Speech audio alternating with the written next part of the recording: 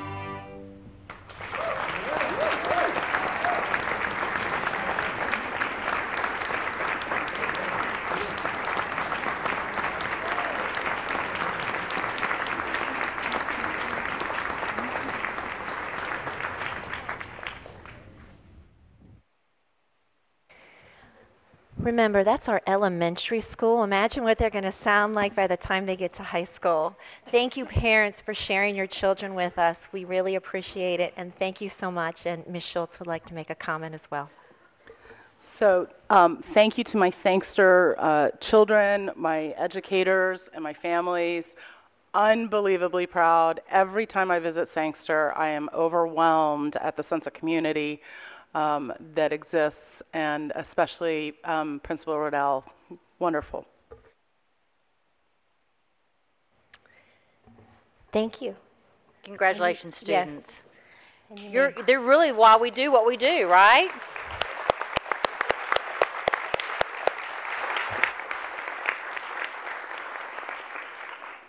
Madam Chair, I must Yes, Mr. Moon. I must note that both of my boys went to White Oaks, and Ah. they were an orchestra when they were there.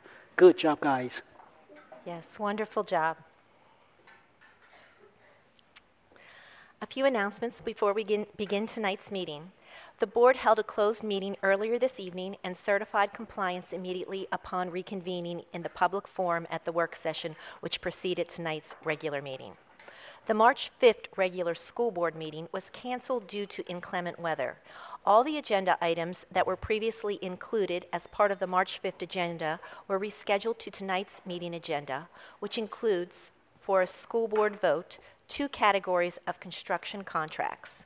1, roof replacements at various schools, and 2, roof unit replacements at West Potomac High School. So, as to each of the contracts which are to be voted on tonight, there has been prior public notice in accordance with the school board's established custom of informing the public well in advance of a prospective contract award, and a school board vote tonight will allow each of these projects to be completed as scheduled, including the advanced ordering of equipment and materials. If you would like a copy of the agenda or any agenda item that is being discussed tonight, that information is on the table in the auditorium entrance, and you may access tonight's agenda and related meeting documents by going to the FCPS website and selecting School Board and then Upcoming Meetings and Agendas. The meeting is also being streamed live on the FCPS website homepage. Click on Watch School Board Live. Now I ask you to please turn off or silence your cell phones, and I will now call on Dr. Garza for an announcement. Thank you, Madam Chair. It gives me great pleasure to introduce to you all and to our community a new member of our leadership team. I'm very, very happy to introduce to you Matt Guilfoyle. Matt is right back here. Wave your hand, Matt.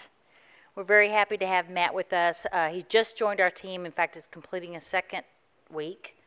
I think it is completing your second week, right? It's really flown. Okay, almost on your third.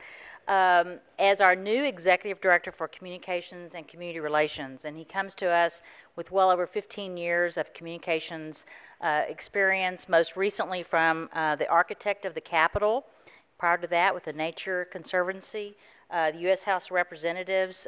So he's already, in just a short amount of time, already making a significant positive impact on our work in terms of improving our internal and external communications, so we're really delighted to have him join our team. So welcome, Matt.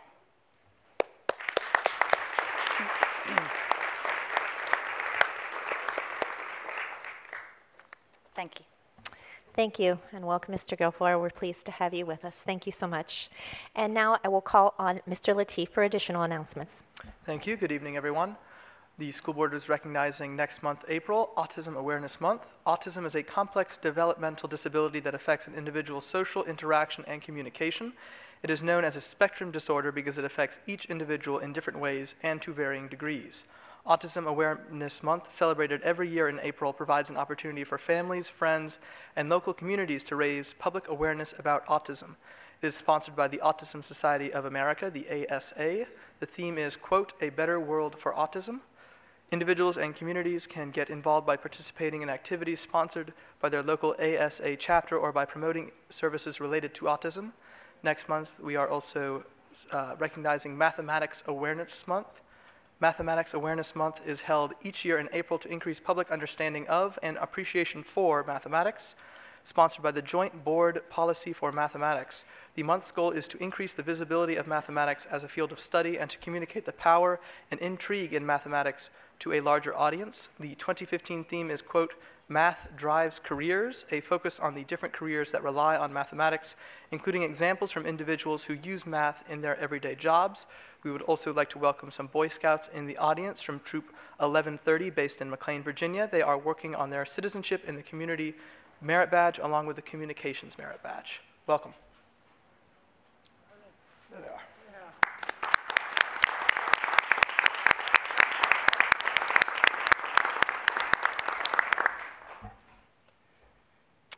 Thank you, Mr. Lateef.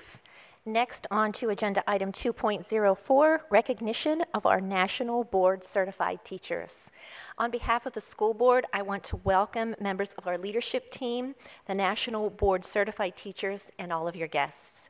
We are pleased to recognize the Fairfax County teachers who have earned or renewed National School Board certification during the 2014-2015 school year.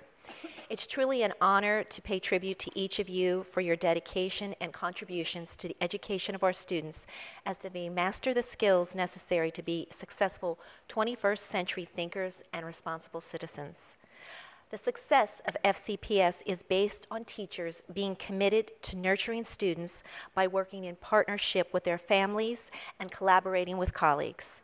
The National Board Certified Teachers are members of an elite group and deserve our sincere thanks, recognition, and congratulations. If I didn't meet you during the reception, I want to say I thank you so much for all of your hard work and dedication.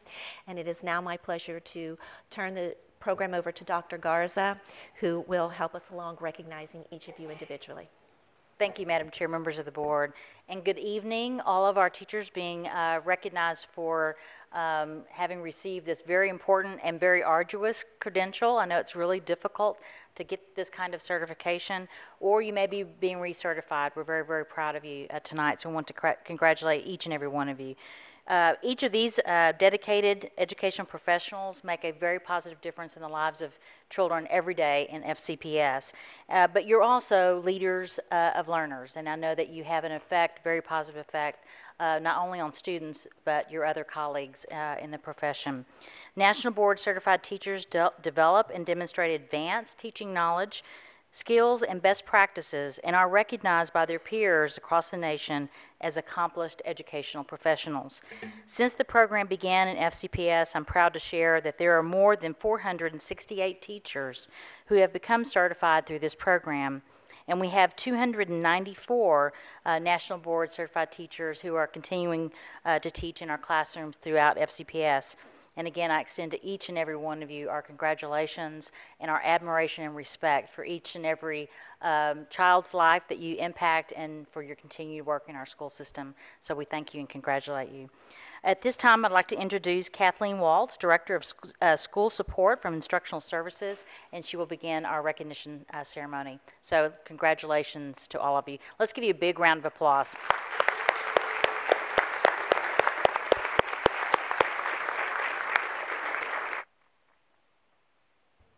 Thank you, Dr. Garza. And I'm just so delighted to be here tonight to help you celebrate and recognize your accomplishments along with the school board, the leadership team, your school administrators, and many guests. The teachers we are recognizing tonight have earned their National Board certification by successfully completing a voluntary assessment program designed to recognize effective and accomplished teachers who have met high standards based on what teachers should know and be able to do. In order to earn certification, the teacher must analyze their teaching practice and ability to meet the needs of their students, submit videos of their teaching, and provide student work samples that demonstrate academic growth. The reflective analyses must validate a strong command of content, the ability to design appropriate learning experiences that advance student learning, the use of assessments to inform instructional decision-making, and partnerships with colleagues, parents, and community. And now I'd like to recognize one of our guest speakers who is renewing his National Board certification. We're very proud of him. Musa Shah grew up in Kabul, Afghanistan, where Russian soldiers patrolled his neighborhood. He remembers his father telling him, "Education is freedom in this world." Mr. Shah came to America as an adolescent with no English and shied away from speaking in his Fairfax County classrooms. Now, more than 20 years later, he's a science teacher at Carson Middle School. Mr. Shaw said he finds his most rewarding work with students who are recent immigrants, seeing a shade of himself in the quiet ones still learning the language. The miracle of science, he shows his students, is universal. Watching them look into the microscope for the first time and seeing cells, that wow factor is fulfilling. Mr. Shaw says, I don't get tired of it because I see the subject every year with new eyes. Mr. Shaw is an extraordinarily dedicated teacher who has touched his students' lives in a special way by showing them how to learn and how to have fun with the world around him. In 2014, Mr. Shaw was named Fairfax County Public School Teacher of the Year and received the Washington Post Agnes Meyer Outstanding Teacher Award. He exemplifies excellence in teaching and is an excellent representation of the National Board Certified Teacher. Please join me in welcoming Mr. Shaw.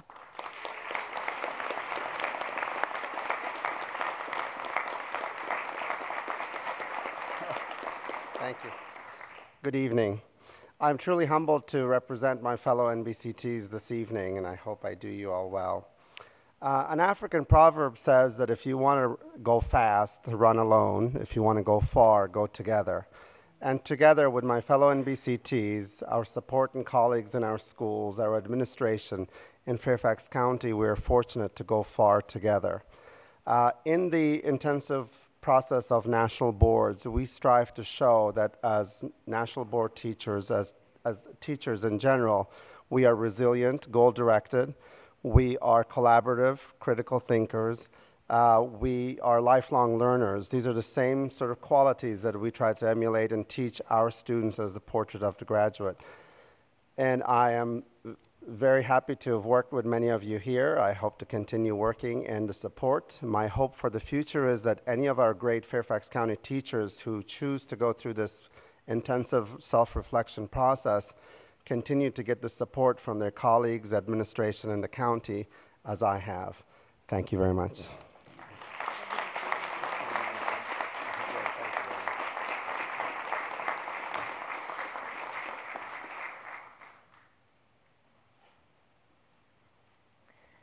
Dr. Garza, please join Mary Lou Carmack, our program manager for the National Board Certified Teachers, to present the certificates to the honorees. Honorees, when your names are called, please come forward to accept your certificate and walk towards the raised steps and wait for the group picture. After all the names have been called, we also invite members of the school board, regional assistant superintendents, and principals and assistant principals to join us for the group picture. The first reader is Evangeline Petrich, Executive Principal, Region 1.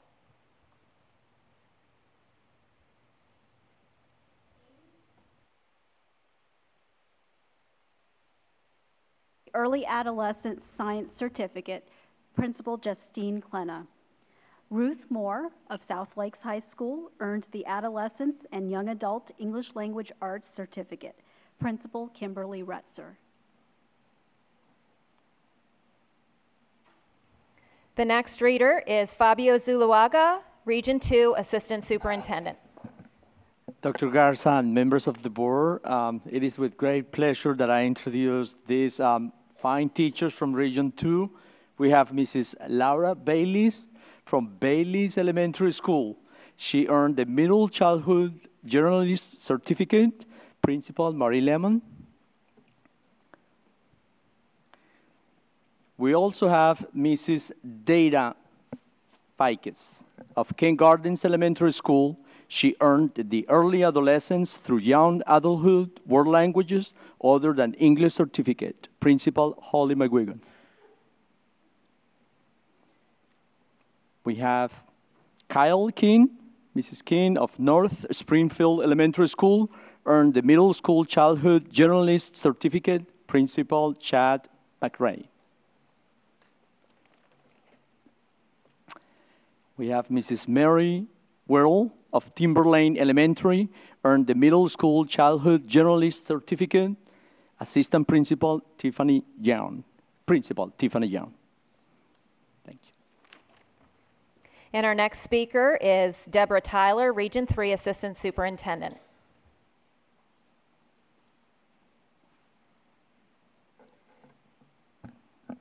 Jessica Diatley of Twain Middle School earned the Early Adolescence English Language Arts Certificate. Assistant Principal Jihoon Shin. Heather Jha of Holland Meadows Elementary School earned the Early and Middle Childhood Literacy Reading Language Arts Certificate. Principal John Gates. And our next reader is Angela Atwater, Region 4 Assistant Superintendent. Thank you. Christina Russell of Kings Park Elementary School earned the Early and Middle Childhood English as a New Language Certificate. Principal Dottie Lynn. Brianna Wallace of Rolling Valley Elementary School earned the Early Childhood Generalist Certificate. Principal Maureen Bolin. Our next reader is Frances Ivy, Region 5 Assistant Superintendent.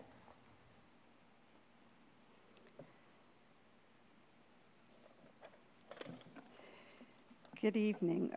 Laura Boer of Providence Elementary School earned the Early and Middle Childhood Literacy Reading Language Arts Certificate.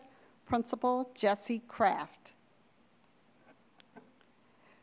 Corinne Fox of Woodson High School earned the Adolescence and Young Adulthood Science Certificate. Principal Dan Meyer. And Sherry Ruffle of Franklin Middle School earned the Early Childhood Young Adult Library Media Certificate. Principal Sharon Eisenberg. Thank you. At this time, we would like to invite members of the school board, region assistant superintendents, principals and assistant principals to come forward for a group photo with the new National Board Certified Teachers.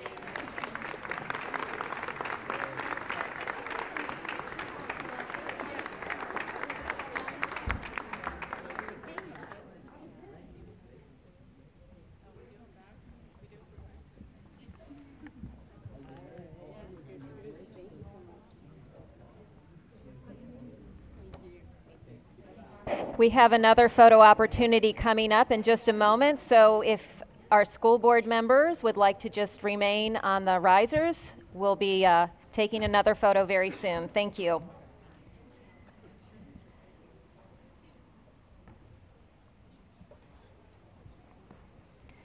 The following National Board Certified Teachers have renewed their certificates. Honorees, when your name is called, please come forward and accept your certificate and walk toward the raised steps.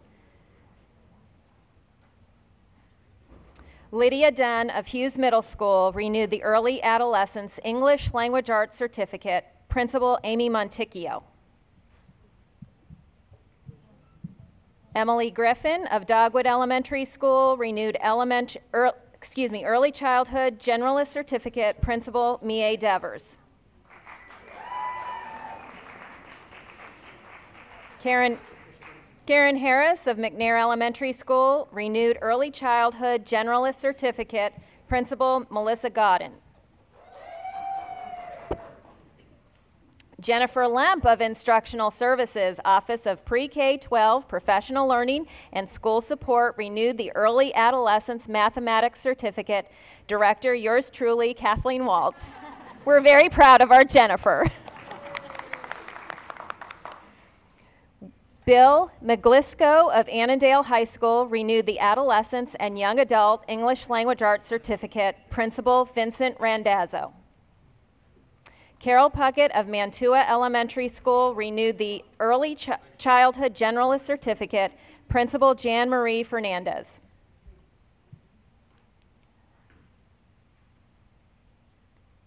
Suzanne Rutger of Sleepy Hollow Elementary School in absentia renewed the Early Childhood Generalist Certificate. Principal, Lisa Barrow.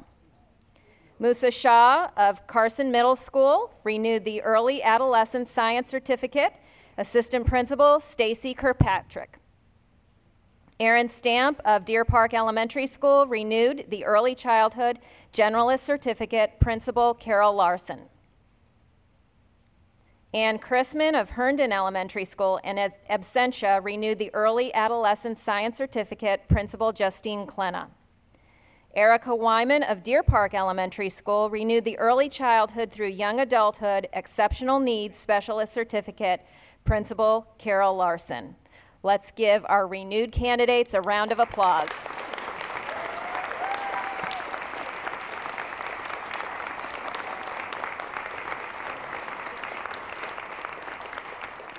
So we need our region assistant superintendents, principals, and assistant principals to come forward for a group photo with the renewed National Board certified candidates.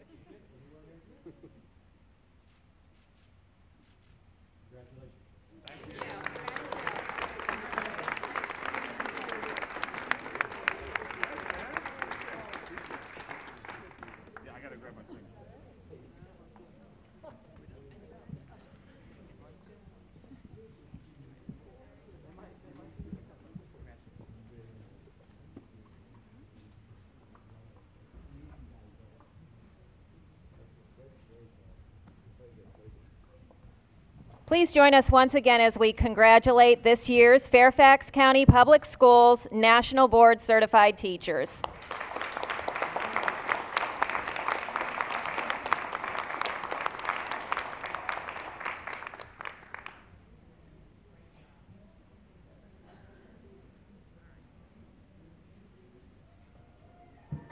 Let's give a big round of applause to Kathleen Waltz and our team that supports our National Board Certified program. Thank you.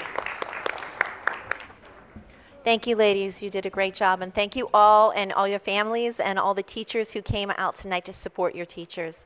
Thank you.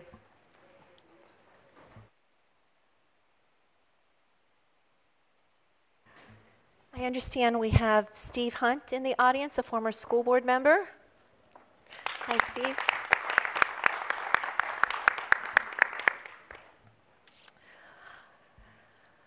All right, our next order of business is citizen participation. And speakers are requested to limit their remarks to not more than 3 minutes and provide at least 16 copies of their presentation for distribution to the board.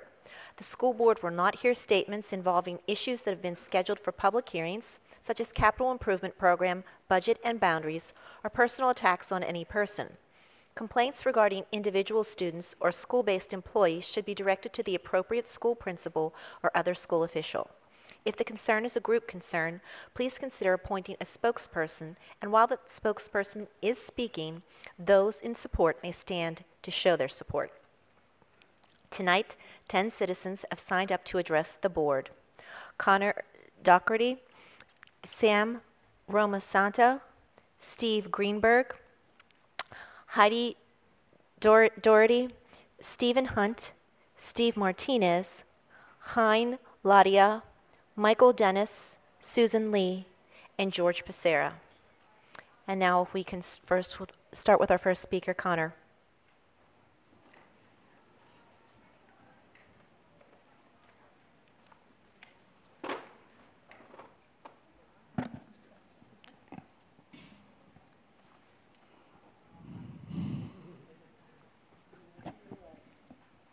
Hello, my name is Connor Doherty, and I am a student at GBW. A lot of parents have told you the reasons why trailers are a bad idea, but I want to tell you how a student feels spending time in a trailer. The students are separated. It is harder to make friends. In fact, there are so many students in GBW, it does not feel like my community. The heat in the school building is warm, but the temperature in the trailer is never quite right. A trailer is noisy, especially in bad weather. Last time I was in a trailer for class, I could hear the birds outside. The teachers do not like the students getting distracted, and teachers do not like to waste time, but neither do students. All the time it takes to go in and out of the trailer is wasteful. Kids stand in line in the trailer, then walk together in the building with overcrowded hallways. Then they have to stand for a long time to each activity in this building. When it was time to go back to the trailer, it was even more wait time, and it is hard to settle after all the waiting. Talk about waiting. We even wait during recess. The hardtop where we play Foursquare has been taken over by trailers. School is not for waiting. It's for learning, and we have a lot of learning to do. I do not think it's fair for all of the fourth grade classes to be outside while the rest of the students are in the school building. Trailers are temporary structures. They should not be permanent at GBW, especially if there's empty classrooms in another school building. Thank you for letting me speak.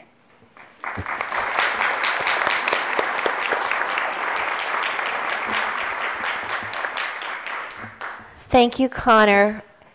Connor, are you in fourth grade? What? In third grade. You did better than a lot of adults, so you should Yes. be very, very proud of yourself. It's a very difficult thing to do, and you did it very well. Thank you for telling us your concerns. We greatly appreciate you coming. Madam Chair, I think he's a future Boy Scout because he came prepared. He brought his own stool. I had one ready this time, unlike the last time we had a very small citizen participant. Our next speaker is Sam Romasanta.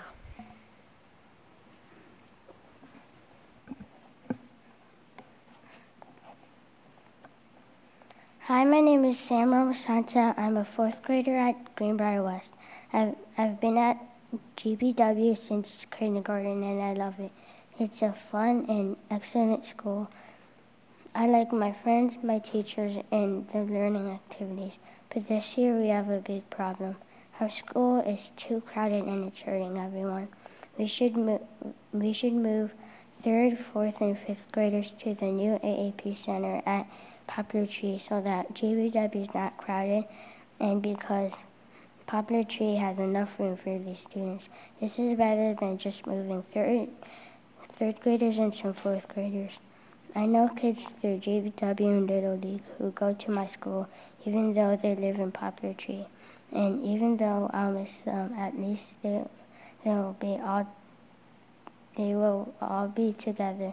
You don't have to worry about them because they're just moving across the street from Greenbrier to Poplar Tree. My dad was in the Navy and we moved from Illinois to Virginia. And that was hard, but I was okay. And I think these kids will be okay too. GBW has always been pretty crowded, so why are kids who can go to other great schools like Poplar Tree being sent to GBW? We have almost 300 too many students now, and Poplar Tree has no trailers, and they will have empty classrooms. That's not fair. It's hard for me to be in a school with too many kids. This year I'm in a trailer with 30 other kids. My teacher does a good job, but it's not fair to her or to us.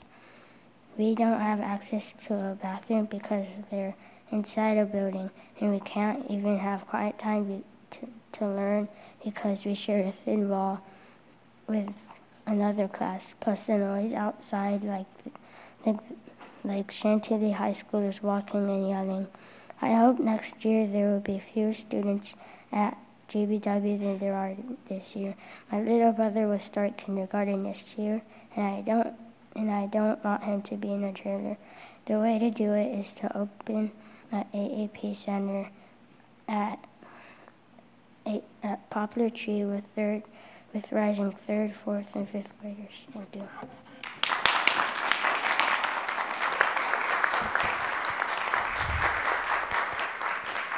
Thank you, Sam. I really appreciate you taking the time. We really appreciate your concerns. Good job. Madam Chair, if I might just real quickly, Sam and Connor, I'm so impressed with how well you did tonight, how you expressed your ideas, and you were so brave. A lot of adults get scared to do that. Did you know that? No.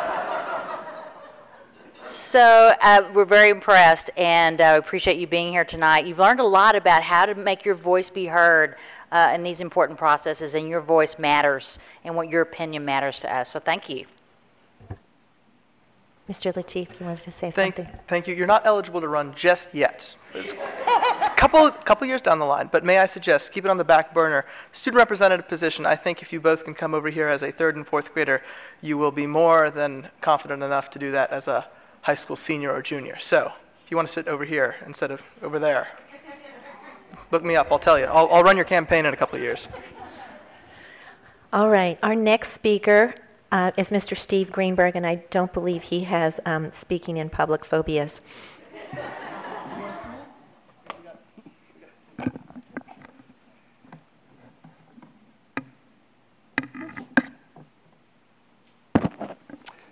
Dr. Super, Chairman Wonderful, awesome school board members, excellent Mr. Lateef. I'm Steve Greenberg, President of Fairfax County Federation of Teachers. I represent educators who care and who are really happy right now. Might have something to do with spring or spring break. Calm down, Mr. Lateef. I'll be addressing 3.02 eventually, but first I wanted to spread some spring joy with you. Just as the gardener must prepare the soil for growth, Mrs. Schultz, I'll lay it down appropriately tonight with a smile. Please know the following happy things. I'm ecstatic that Connor and Sam came to speak tonight. They represent the best in our students and what we're promoting with Portrait of a Graduate. Great job to both of you guys. FCFT is overjoyed to congratulate Mr. Lateef on being named the leader of the new FCFT Student Voice Committee. You're the last to know, huh? I would expect to hear more from him on this and some other items around April 7th or so. We're delighted that our teachers are so genuinely and actively involved currently with the FCPS focus groups regarding the strategic plan and possible high school grading changes. Your teachers are pleased to see that you are addressing class size concerns and putting some caps in for next year. Class size matters as our goal is individualized attention for all of our students. We were cheerful at the Fairfax County Spelling Bee this past Sunday because of the efforts of Ms. Kilpatrick and Mr. Cahill. FCFT thanks them both and all of the students and parents who attended. Steve Greenberg is overwhelmed with gladness that the following school board members recently reached out to FCFT for support for our FCFT members. Thank you to Mrs. Reed, Ms. Evans, Mr. Stork, Mrs. Schultz, Ms. McLaughlin, Ms. Hines, and Ms. Darinette Koufax and for advocating for our teachers, and a special thank you also to Dr. Garza. But mostly FCFT is just giddy over the fact that FCPS is keeping its promise to support our teachers as they support the division goals that help our students be healthier and achieve better. Blueprint for change. Our high school teachers ask for better flexibility and supports and being able to transfer within the county as we shift the later high school start times for our students. When we surveyed them earlier this year, they shared that request. I gave that to Mr. Sills and Human Resources, Dr. Garza, and Mrs. Evans, and the result, transfer for teachers has now been moved from mid-May to April, so teachers have more time to explore options within the system. Principals can now hire as early as May 1st, and that helps them too. Most importantly, teachers will be supported when they go to move schools. Teachers, their skills and experience are contracted to FCPS, not any individual schools or principals, as we all know. The FCFT president is absolutely radiant over the assurance that our employees will never have to fear repercussions for asking to explore a transfer. Thank you to Dr. Garza and our wonderful principals principals, and the entire leadership team. Full day Mondays that help students learn, protect teacher planning, and fix calendar issues for parents, and now this, win-wins. We're so happy. Finally, I'd like to thank Mr. Malloy for his work. He has done a blissful job down in Richmond. He's one of the best lobbyists in the state. I'd like to thank our lobbyists as well, and I'll tell you, there are a couple of legislators, Senator Howe, Delegate Bulova, Senator Puller. We'd like to thank all of you for your help down in the General Assembly. You all have a wonderful and happy spring break. Bye. Thank you, Mr. Greenberg. Next on our list is Ms. Heidi Doherty.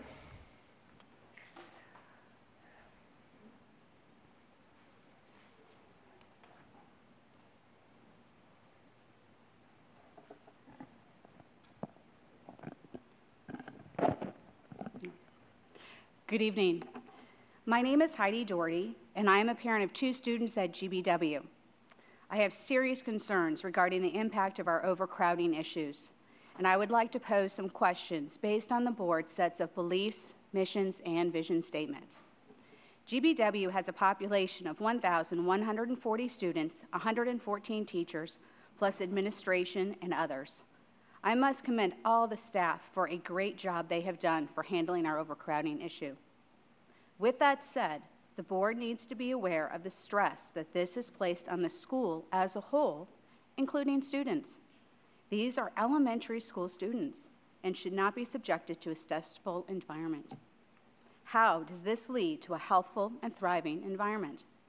It was noted previously the loss of instructional time for students in the trailers. It calculates to a loss of 2.5 weeks based on 180 days. Are our 4th graders falling behind as a whole?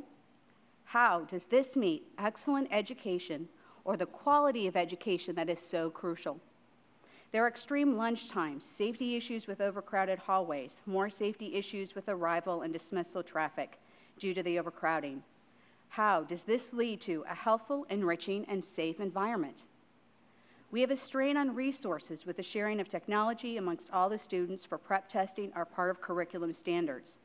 There is limited use of the playground, cafeteria, library, and gym for lessons that support the curriculum.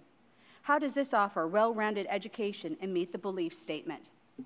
I thank Mrs. Smith for introducing the amendment to add the 4th grade, but that simply is not enough. It doesn't even cut our overcrowding in half. The board added an AAP center at Lemon Grove with rising 3rd, 4th, and 5th to alleviate Haycock's overcrowding. Why is that not being done for GBW since we are 265 over capacity versus Haycock's 180? The reasons presented for not adding 5th frankly do not add up. This option was supported by the majority of the parents at the survey. Poplar Tree is under capacity and their funding will be there to support the entire center. As far as filling positions with qualified teachers, if we had 4 AP positions come open at GBW, they would have to be filled. How would Poplar Tree be any different? Each student is entitled to an excellent education that meets his or her individual needs, and FCPS is accountable for the academic achievement of all students, special needs, AAP, and general education. None of the home-based students at GBW should have a loss or impact on their education due to the influx of students from other schools. This is a component that can be controlled and corrected by your decision to move 3rd, 4th, and 5th to the new AAP Center at Poplar Tree and show that you follow your belief, mission, and vision statements and consider the education of all students. Thank you. Thank you. Next, Mr. Stephen Hunt.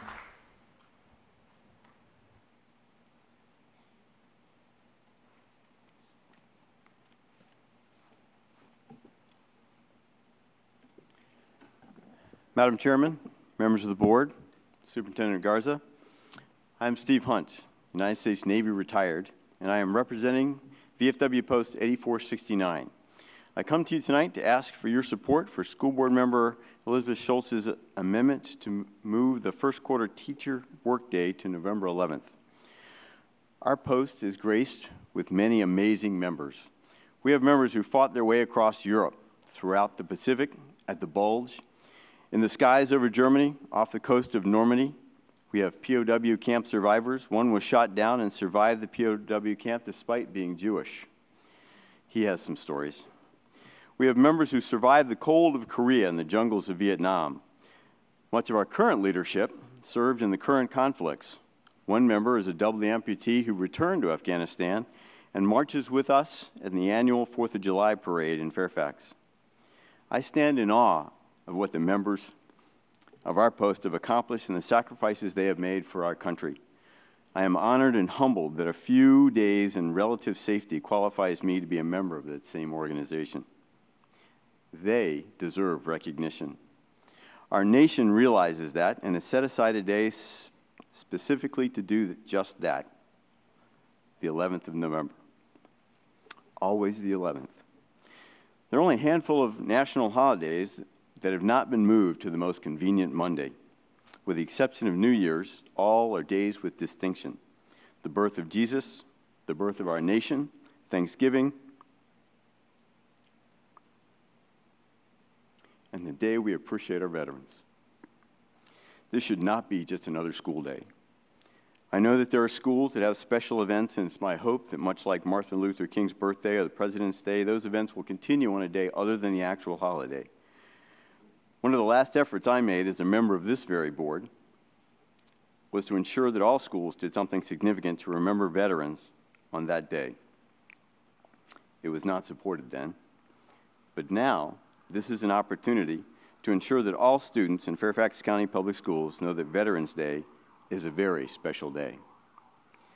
On the first Monday of this month, at our regular monthly meeting, the members present of Veterans of Foreign War Post 8469, the Fairfax Blue and Gray Post, voted unanimously to support School Board Member Schultz's amendment to move the Teacher Workday to November 11th so that students would have a Veterans Day holiday. We hope that you will join us and do the same. Thank you very much. Thank you, Mr. Hunt. Next is Steve Martinez.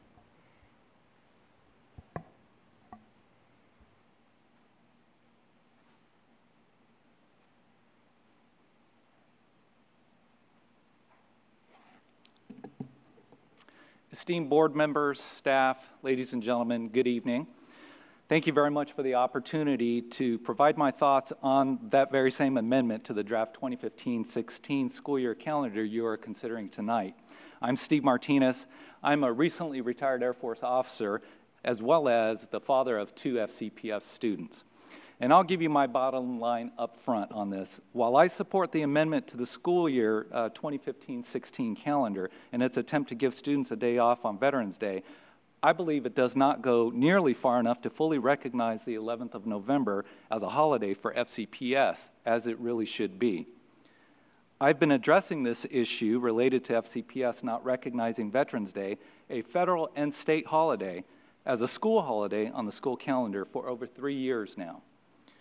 I am passionate about this matter since Veterans Day is the only holiday which occurs during the school year that is not recognized by FCPS with a day off for everyone, students, faculty, and staff. As such, it sends a very negative message to our students that somehow this day is not as important as other holidays, such as Columbus Day or Washington's birthday. Therefore, this error should be corrected immediately. Now, having grown up as an Air Force brat myself and also serving in the Air Force for over 22 years, I've actually lived in 14 different places in my life. And Fairfax County is the first place I've lived in which schools do not close for Veterans Day holiday. Now, with over 83,000 veterans in our county, it is only right to give students, faculty, and staff the day off with their families to honor the meaning and tradition of Veterans Day. Doing so not only properly follows federal and state laws, which mandate the Veterans Day holiday, but it also educates our community about the important sacrifices our veterans have made throughout our nation's history to protect and preserve our way of life, a responsibility we all should take very seriously. Moreover, I've noticed that Alexandria, Arlington, and Prince William County schools, jurisdictions obligated by the same laws as Fairfax County, were closed this school year on Veterans Day. Now, they've figured out how to properly observe Veterans Day as a day off, so FCPS should as well, and not just a teacher workday or anything else short of a holiday. Now, I strongly urge you, as the FCPS board, to do the right thing and finally make Veterans Day a holiday in the fullest extent, as a day to close for all business and grant a day off to students, faculty, and staff starting in school year 2015-16, and frankly, every year afterwards in which the holiday falls between Monday and Friday. Thank you again for the opportunity to speak to you tonight. Thank you. Next, I have Hein Ladia.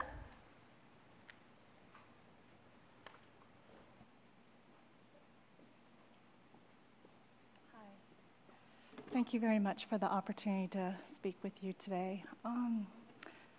Kudos to the kids. I think they probably do better than me, but the reason why I'm involved is so that I can be a voice for my daughter. She's a current third grade student at Greenbrier West. When I brought up with her the potential of her moving back to Poplar Tree, she asked me, what did I do wrong? And it really resonated with me because I couldn't explain that to her. And I acknowledge and support a center at Poplar Tree. I think the overcrowding issue is an issue that needs to be addressed long term. However, to propose a change that will impact such a small group, currently the proposal is 4th grade because I understand Poplar Tree is not ready to handle the 5th and the rising 4th and 5th graders, or 5th and 6th graders, I'm sorry. The potential profound impact to these kids are going to be everlasting, where the benefit that we're going to get out of this is minimal based on the current proposal. And I lived through the transition from Thomas Jefferson Science and Technology to Annandale. And that year, when I became a senior, they moved us to graduate from Annandale. And being a student at that time, I felt so helpless. I felt like I didn't really have a voice or a choice. And that year, 3 of my closest friends committed suicide. And I know that hopefully we're not going to go there with this, but these children just transitioned from Poplar Tree last year. You're asking them to transition back again. So if you think about preschool to now, they're going to have potentially transitioned 4 times. And I understand there's, waiting and so forth. My kids I've never heard them come home and say, Mommy, I wait so long for lunch, or I don't, have time to play on the playground. They love it. They love the school. And there's no issue from an educational perspective. GBW continues to be recognized as one of the top schools. The staff doesn't feel that there's an issue. So if we can come up with a resolution to minimize the impact that these children that actually will need to go back, I think that will go much further than reducing 4 classrooms at GBW with the current proposal. So all I ask you is, I hope you've had an opportunity to read our written testimony from several of the parents that I spoke with current students there. I just hope that you will give us the option to make the decision that's best for our children. Thank you very much for your time and consideration. Thank you for coming out tonight. Next is Michael Dennis.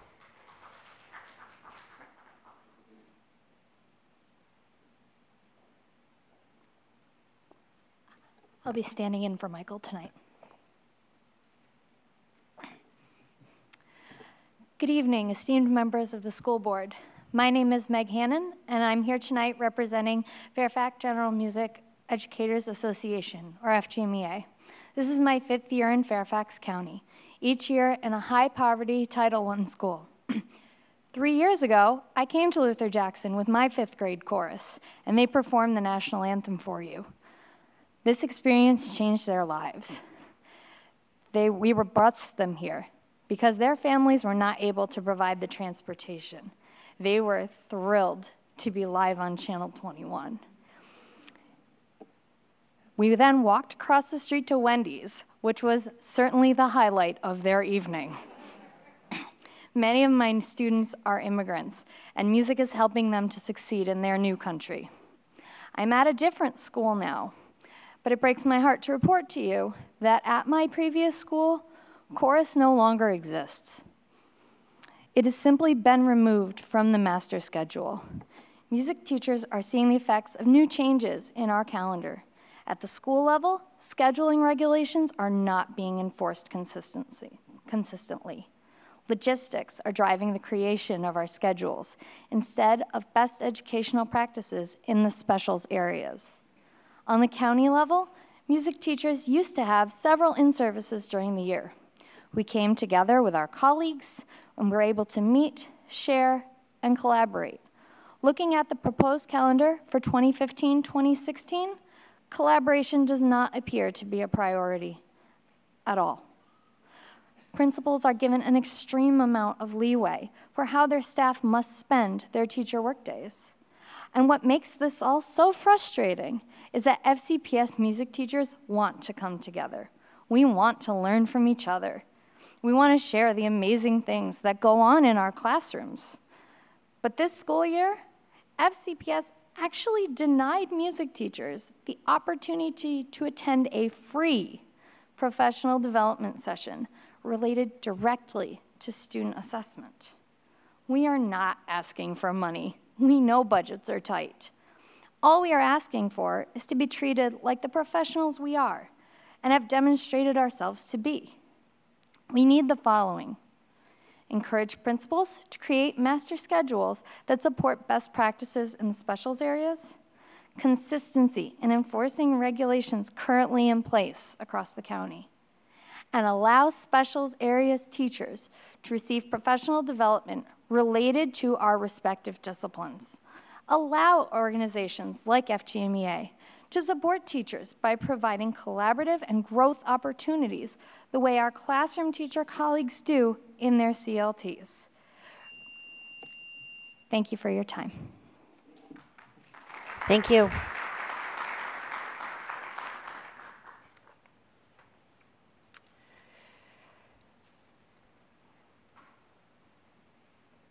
Next, I have Susan Lee.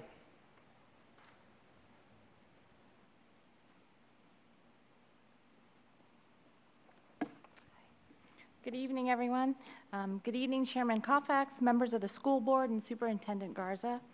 I came here to speak because I oppose the proposed amendment requiring 3rd and 4th grade AAP students to transfer to the new AAP Center at Poplar Tree Elementary. I believe that only rising 3rd grade students should be required to start at the new AAP Center at Poplar Tree. My question is, if our students were transferred, will our rising 4th grade AAP students receive the equivalent education at the new AAP Center? My conclusion is no.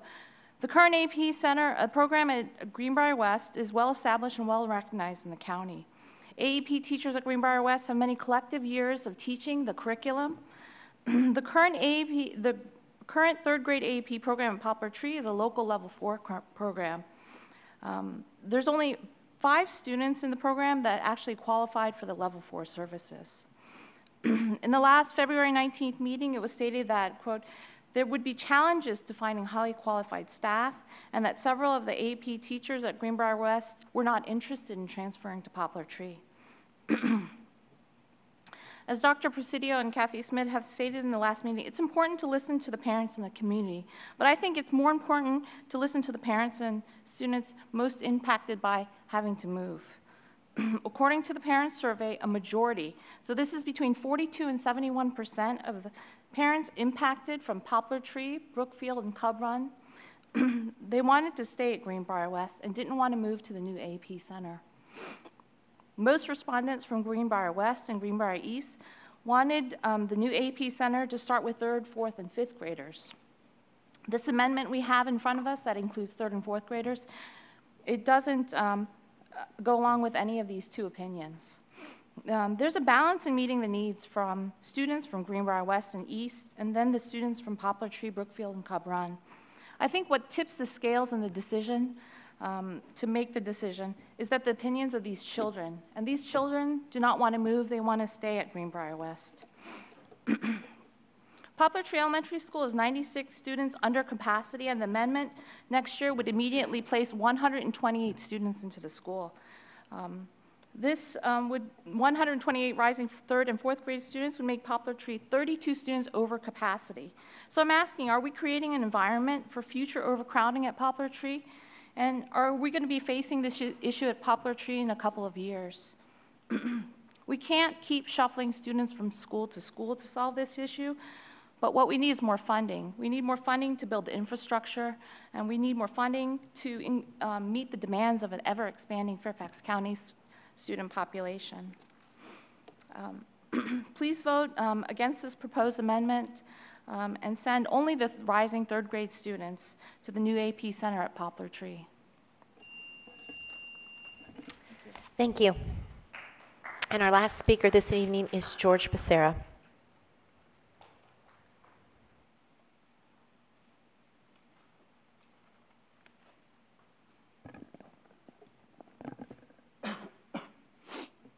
Good evening, Dr. Garza and school board members. I'm going to switch my topic for tonight after your discussion on the forum of what you're going to do with this salary. I'm going to switch it to the school year calendar. I'm here in support of Mr. Schultz's amendment. I know it has slim chances of passing for various reasons. But what I do ask is for Dr. Garza to next year to make this happen. Just as you added 11 instructional days this year to the calendar, plus 2 full weeks for winter break, before it was averaged about a week and a half. So you added like 2 days as an average during the winter break. So what I heard last year from the discussion was like 2 or 3 years I've heard the discussion. One was where I saw you as a new leader thinking about looking into the issue. Then it got kind of tabled. Ms. Evans brought up the issue of religious holidays, which is complex too, and the whole look of the master calendar. I understand the complexity of it. But this, you can get a community win. Make it happen. Other aspect on the conversation was more concerning to me was a discussion of several board members stating that it would be best that the child comes into school and observe it and educate the kids for that day.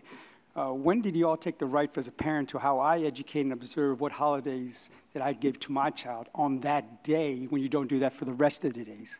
What happened if I asked your kids how you guys did on the other days of the holidays, if they just slept in or whatever, if you actually educate and observe them? I'd like to take that survey. With that said, as we got, this year we got 2 audience members who, as you know, Mr. McAvoy, Mr. Moon, Mr. Velkoff, you're being primaried in 2 months. 2 audience members right now are candidates are in the audience. How will you explain to FCD membership why this Veterans Day is not observed by FCPS? And that's also to 10 to 12 out of y'all. This is a major issue in terms of observance of a holiday, amongst also the religious holidays. Other issue I wanted to talk about school board salary. I'm a broken record here, and I'll talk on April 9th. Yes, I'm support for you guys getting a $17,000, $500 raise. Yes, almost double. Wow, let's concern about the percentages.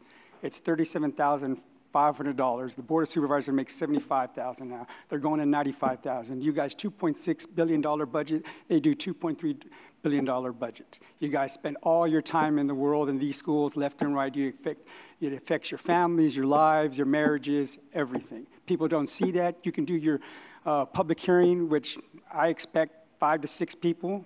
Board of Supervisors had 3. The only one who really should be worried is Ms. McLaughlin, because all 3 members on the Board of Supervisors were Braddock. No one else showed up. Myself, Bruce Nielsen, and Mr. Campbell. Trust me, all hired guns. No one showed up. On top of that, explaining to people, your staff assistants, the boards get 4 or 5, no, Board of Supervisors get 4 or 5, 6 for each Board of Supervisors. You guys get half per one. Okay, explain that to the audience, okay, because they need to know that.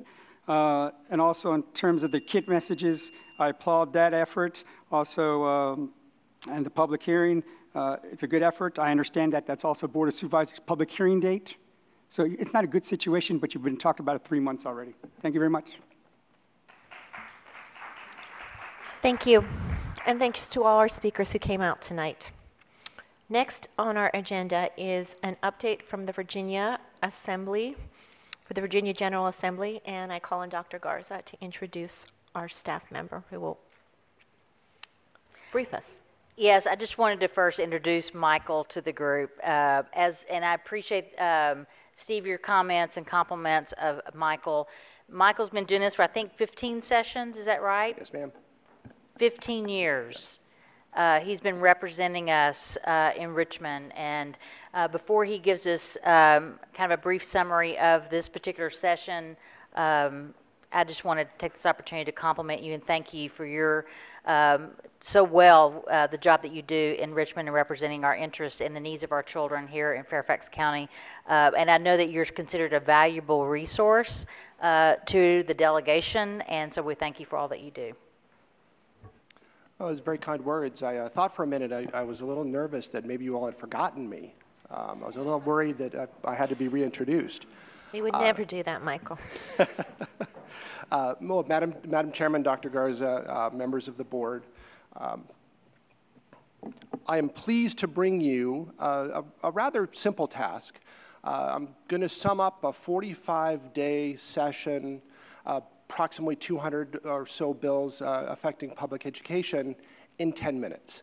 So these seats all have seat belts, right? So hang on, and we'll try and get you through this as quickly as we can. The first 6 slides of the presentation that I have here tonight for you, what I've done is the board, as obviously you know, but the public may not know, that the board sets legislative priorities every year. And what I've done on the first 6 slides here is I have taken each one of your board priorities, the ones that you adopted at the end of last year, and given you just a very brief update about the actions that the General Assembly's taken that have an impact on those particular agenda items that you had. The first one, reinvesting in K-12 education. This is the one that's probably getting all the headlines, so I don't need to spend too much time on this. The state did provide the state share of a 1.5% salary increase for SOQ covered positions. It obviously still means that the localities have to come up with their own share, but they did provide state funding to at least partially offset that cost for localities. And more money was put into the VRS system, which actually helped to reduce some of the VRS rates, which took some fiscal pressure off of the school division. Some things that didn't happen, obviously, there have been a number of structural cuts over the last number of years. Proposals to address those really haven't really gone anywhere.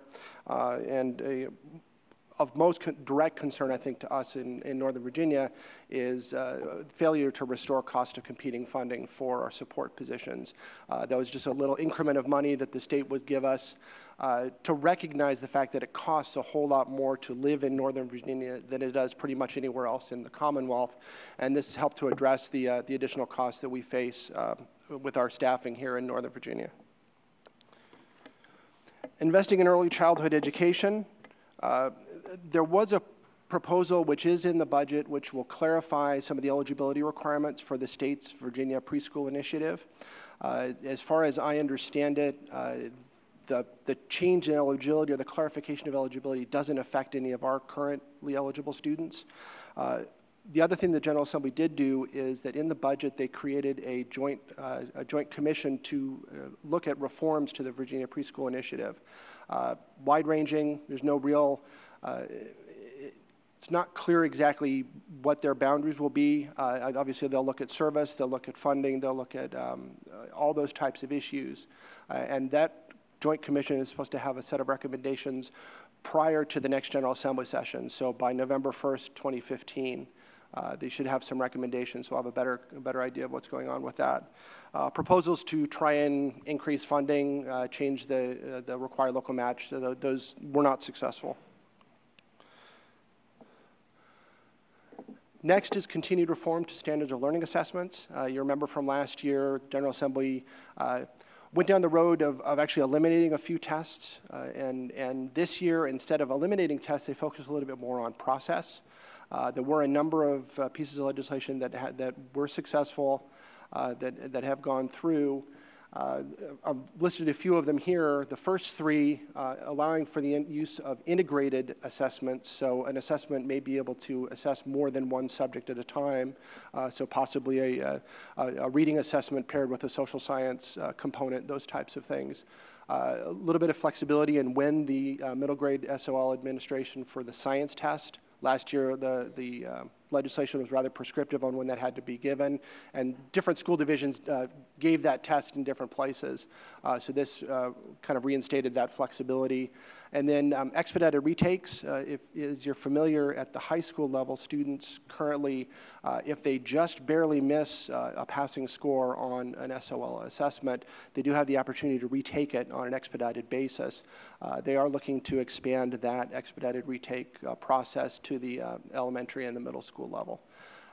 Related also to standards of learning, when you think standards of learning, you think of assessments, but there's also a lot of accreditation and a lot of accountability that goes along with the standards of learning assessment program. Grants of flexibility for multi-year accreditation, so a school that has been a consistent high achiever, instead of having to go through accreditation every year, might have to go through accreditation every 2 or every 3 years. So that's some flexibility. The flexibility for seat time requirements will actually, assuming that it goes through in the form that it's in, will give some additional flexibility for localities to make determinations on kind of the academic time that students have to spend on a subject, and it may be something other than 140 seat hours. It may be other ways, measures of competency, those types of things. And then additional accreditation ratings, as you're all familiar, schools are pretty much fully accredited, or accredited with warning, or accreditation denied. Those are really the only 3 gradations of accreditation that exist in Virginia.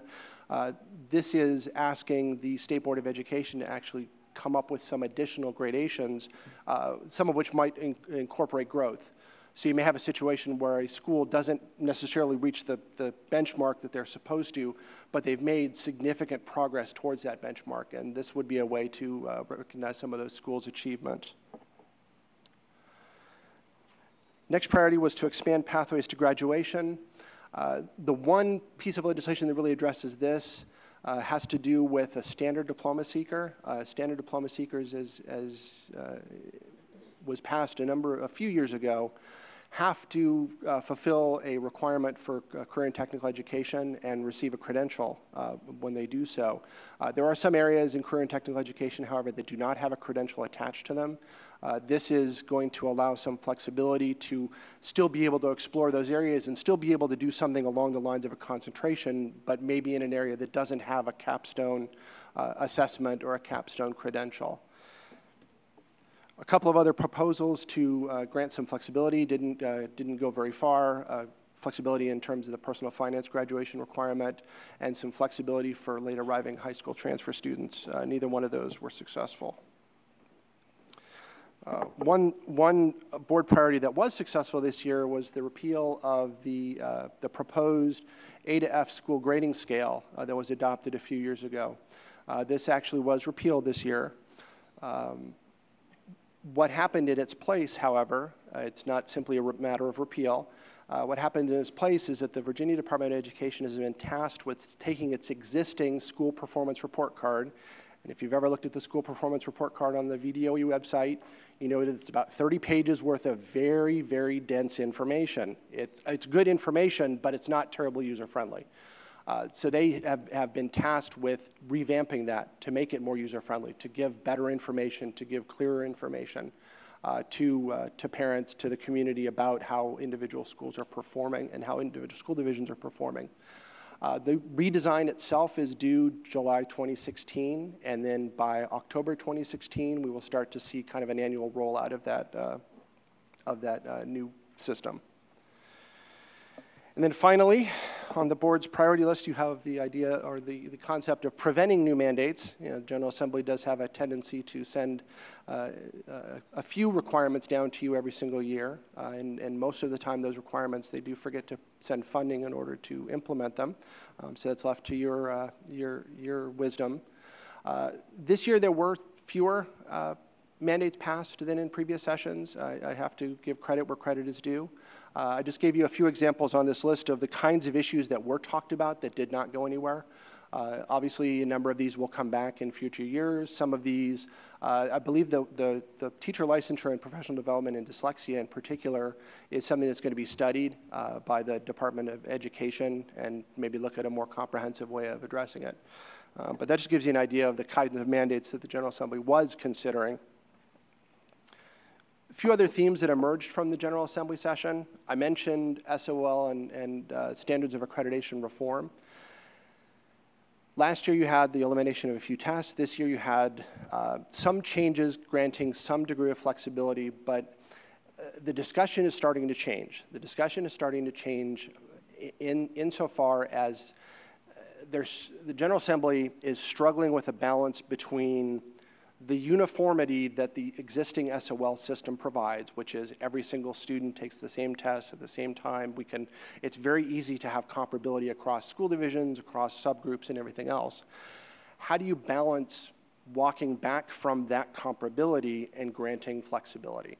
So I think you're starting to see harder questions being asked and more difficult things being asked about how you balance those two items when you're talking about the state's assessment system and the state's accountability system. A few other themes that came through: local school board authority. One piece of legislation that did pass was a proposal to allow the Virginia Board of Education to grant charters to charter school applications. Currently, only local school boards have that authority. This would actually allow the Board of Education to override that authority and grant charters from the state level. Now, the caveat that goes along with this legislation is that while it did pass this year, it's a proposed constitutional amendment. And quick civics 101, constitutional amendments in Virginia have to pass in one General Assembly session. There has to be an intervening general election. There has to be, the same proposal has to come back in the next General Assembly session and pass in identical form. And then if those things happen, then it goes to the voters for a referendum. So this passing this year did get some headlines, but it is certainly the first step in a multi-year process if this does go forward. Choice was a theme that emerged in this General Assembly. There was legislation to provide parental choice education savings accounts, which are targeted specifically to students with disabilities. That proposal did not survive the General Assembly session. One that did was a proposal to create a statewide virtual school. It would allow students from all across Virginia to actually attend an entirely virtual program, not simply classes, but actually attend a virtual school would be set up at the state level. This bill also comes with a caveat. While it passed this session, it passed with something that they call in the General Assembly a reenactment clause. A reenactment clause basically says that the exact same law has to pass again next year for it to go into effect. So again, this is another piece of legislation, got some press and some discussion, but until the General Assembly comes back in their next session and repasses it, it wouldn't go into effect. One final theme, and this is something that I know that you talk about and we talk about in our community, is student data use and privacy. You know, obviously, the more technology that we deploy in our schools, and the more data that's collected, and the more data that's available, there's obviously the desire to ensure that data is used for academic purposes, and so there were some pieces of legislation dealing with that issue, but that will be an ongoing theme. This was kind of the first round of legislation dealing with that. Okay, so that's what happened the last 45 days. What happens next? Governor has until this Sunday night, midnight, to sign, amend, or veto every piece of legislation that was sent to him. He's already signed a number of pieces of legislation. In fact, today I just saw a couple of hours ago that he signed the budget with no amendments. So the budget's already been signed and completed. But there has been, we've gotten some information that he is looking to veto some pieces of legislation, a few of which do have a connection to public education. So we're kind of waiting to see what happens officially with those. Once the governor makes those decisions, the General Assembly comes back April 15th. They have their reconvene session. They act on all of those recommendations. They can affirm the recommendations. They can attempt to override the recommendations if they don't agree with them. And then all passed and signed legislation, once that process is completed, goes into effect July 1, unless the legislation itself says otherwise.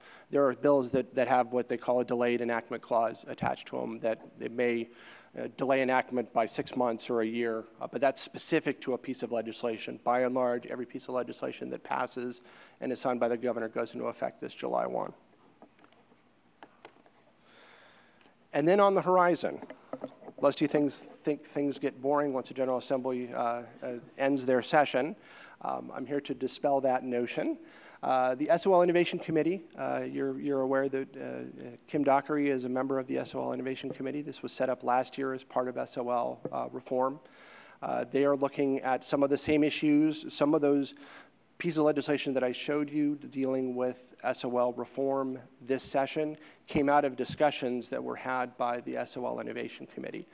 So the SOL Innovation Committee is going to continue its work throughout the year and have another set of recommendations for the following General Assembly session. State Board of Education meets at least monthly. They have a number of very big issues on their plate. They're doing a comprehensive review of the standards of accreditation. Standards of accreditation govern things like graduation requirements, govern things like seat time requirements. So at the same time as you have the General Assembly making changes, and at the same time you have the SOL Innovation Committee talking about changes, you also have the State Board of Education, which technically has the regulatory authority over the standards of accreditation, doing their own review. And we just saw yesterday the very first kind of staff discussion draft of what they're thinking about for standards of accreditation review. So that's something that we're going to be talking about in the next month or so. You saw that they were given the task of redoing the school performance report card. Another piece of legislation which has gotten a lot of discussion is the General Assembly required the Board of Education to promulgate regulations, which develop regulations, nice fancy word, dealing with seclusion and restraint, primarily in special education settings, but in general as well. So that process is just starting up, and the regulatory process in Virginia actually takes a fairly long time. If you think we move slowly in Fairfax, it takes probably about 18 months to run through the entire regulatory process at the state level. There are some interim studies that are outside of the Board of Education. I mentioned the VPI reform study. There's a 2-year study that's concluding in November, being done by the Joint Legislative Audit and Review Commission on spending efficiency. And what that kind of is referring to is the performance audits that Fairfax and other school divisions have gone through. It's the state audit that they come in and they look at our processes and procedures and try and come up with recommendations for changes. I think the idea is they've had a critical mass of jurisdictions go through this process, and now I think they're ready to kind of come up with some best practices, things that they've seen consistently over a number of different jurisdictions. And then continued discussion at the state level of concussions among youth in sports and in football and just concussion protocols in general. That actually has been referred to the Commission on Youth, so they'll be looking at that. As you all are aware, November 3rd, big day. House and Senate, both are up for election. It's important, obviously. Every election is important. This election is I don't want to say more important, but it does have some bearing. There have been a number of fairly significant retirements. A lot of very senior members, both in our delegation, but also elsewhere in the state, have decided not to run. So you're going to see a lot of new faces in the General Assembly. And among our delegation, Tom Rust has announced his retirement. Rob Krupika has announced that he's chosen not to run. Senator Toddy Puller has announced her retirement. And while he's not retiring, Delegate Scott Surville, will be leaving the House because he is running for Toddy Puller's Senate seat. So we already know that there will at least be 3 or 4 new faces among the Fairfax delegation going forward. And there are going to be a lot of new faces. Both of the chairmen, the co-chairs of the Senate Finance Committee, both of them are retiring, which is, that's one of the most important committees in the entire General Assembly. It deals with most of the financial issues that come through there. And then we start the process all over again. 2016 session pre-filing begins November 16th, and the General Assembly goes into its long session, which is a 60-day long session. So I might need more than 10 minutes to go through that one, especially because it's a budget year. You know, Virginia goes through a biennial budget, and this will be the first budget that Governor Terry McAuliffe will have written himself. He inherited the current budget from his predecessor. He will write this budget, and then he will write the following budget, which will be inherited by his successor. I don't think I made it in 10 minutes. I tried. But with that, I'm happy to take any questions. Thank you. It was very close, but we appreciate all that you do for us. I have several board members that have questions, and I'll start off with our state legislative chair, Mr. McElveen. Thank you, Michael, for all the work you've done this past year. I think it was successful. You know, when we look at our priorities, unfortunately, we know that we are not going to achieve all of them, but we did achieve that A to F repeal. And just one quick question on that. I assume that means the proposal to designate schools based on stars, between 1 and 5 stars, failed, correct? That also failed, yes. Okay, Yes. that's wonderful news. So you did mention that there are several potential vetoes coming up. Are there any of those up for consideration that might affect those priorities that we talked about or have bearing on our legislative program? Not directly. The only 2 pieces of legislation that I've heard, and I'm sure that you've seen in the newspaper some discussions of the last few days. One is a piece of legislation that would allow homeschool students to participate in public school sports, the so-called Tebow bill. That's one piece of legislation that's up for discussion for a possible gubernatorial veto. The other is a piece of legislation that was drafted to prohibit the state from adopting the Common Core without essentially General Assembly approval. Those are really the only 2 that I know of that are education related, that are kind of on, at least on the press's radar. There may be others, and I know there will be some piece of legislation that do get amendments going forward, but those are the only 2 that I know of. And just as a quick follow-up, is there anything at this point that we could do as a board, because those clearly do have ramifications for our program? Well, in terms of, as I said, the governor's deadline is this Sunday night. So I think the decisions have either been made or are about that far from being made. But you will have an opportunity, because you'll have the time between the governor's decisions and the reconvened session. If there are things that the governor has done or has that you would like to weigh in on, that we'll have an opportunity to do that. Okay, so it looks like your work isn't done for this year. Thank you, sir. Not quite yet. Ms. Hines. Thank you. Again, thank you for everything you do for us. You're going to hear that a lot tonight. I can't even imagine one person. I really can't. One person doing all of this for us, and you do it in such an amazing way. I just had a couple of questions. Most of the questions I had you answered later on, which is great. Thank you. The repeal of the A to F thing is such good news. It really is. But looking at the Department of Education, taking a look at the school performance report card, I'm just wondering, how do we weigh in on that? What can we do anything? Will we be doing anything to affect that? Actually, we will have a number of opportunities. The state board has they've already kind of circulated some draft possibilities. Because if you remember, the A to F proposal actually required the board to develop an A to F report card. So there are some components of that kind of report card that are fairly easily transferable over to the idea that they're talking about, which is more of a performance report card. The state board they'll be soliciting public comment. So there will be a number of opportunities for us to weigh in on what does and doesn't make sense. One possibility, obviously, is in Fairfax we do have our own set of performance report cards, in essence, of each one of our individual schools. We have a ton of information about each school, and it goes well beyond simply how well they did on standardized tests. It talks about school climate. It talks about a number of different issues. That's a possible model for the state to look at. And I know the state is looking, they're doing a comprehensive review of what all states are doing. States are all over the board in terms of how they're dealing with school performance at a state level.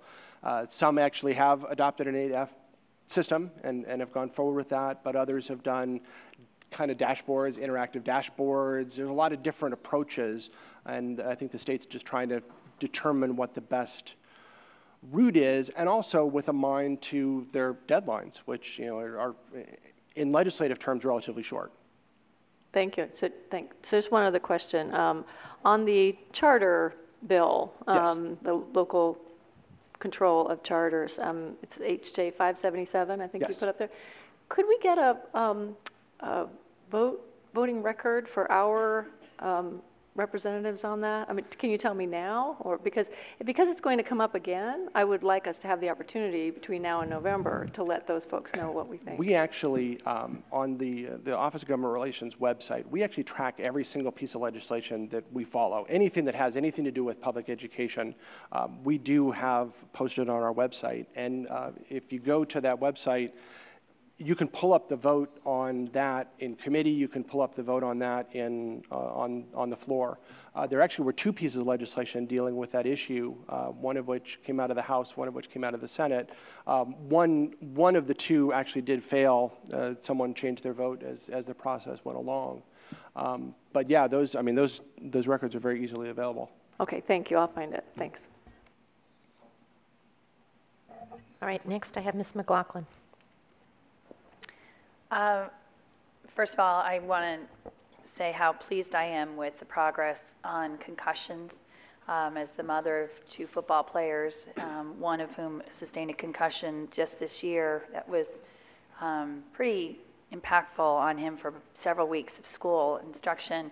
I think it's fantastic that Virginia is really taking this seriously, and so that's good news. I did want to ask about the quote-unquote Tebow bill, because as I understand it now, it's basically saying that school systems cannot belong to a high school league that prohibits homeschool children from participating in high school sports. But the local school boards can then make a decision on whether or not they still allow high school or homeschool students to participate in their organized sports programs. So I was wondering if you could just capture how the status of it, as was explained to me by one of our state legislators. Did all of that pass as I just described? And if so, what do you believe will be the impact on us here in Fairfax County going forward for the fall 2015 school year? Well, you described it exactly as it did pass. The legislation essentially requires the Virginia High School League to change its rules. It's discretionary. It says it doesn't have to, but as you said, if they don't, then no school division can join the Virginia High School League, essentially. So the Virginia High School League would be required to change its eligibility rules and essentially create a new class of eligibility for homeschool students. There was an amendment that was placed on the bill at the last minute when it went through the process that would give discretion to local school boards. So the answer to your second question really would be, it would be in the hands, if the legislation were to pass and were to become law, it would then be in your hands as a local school board to make the individual determination whether or not those students participated.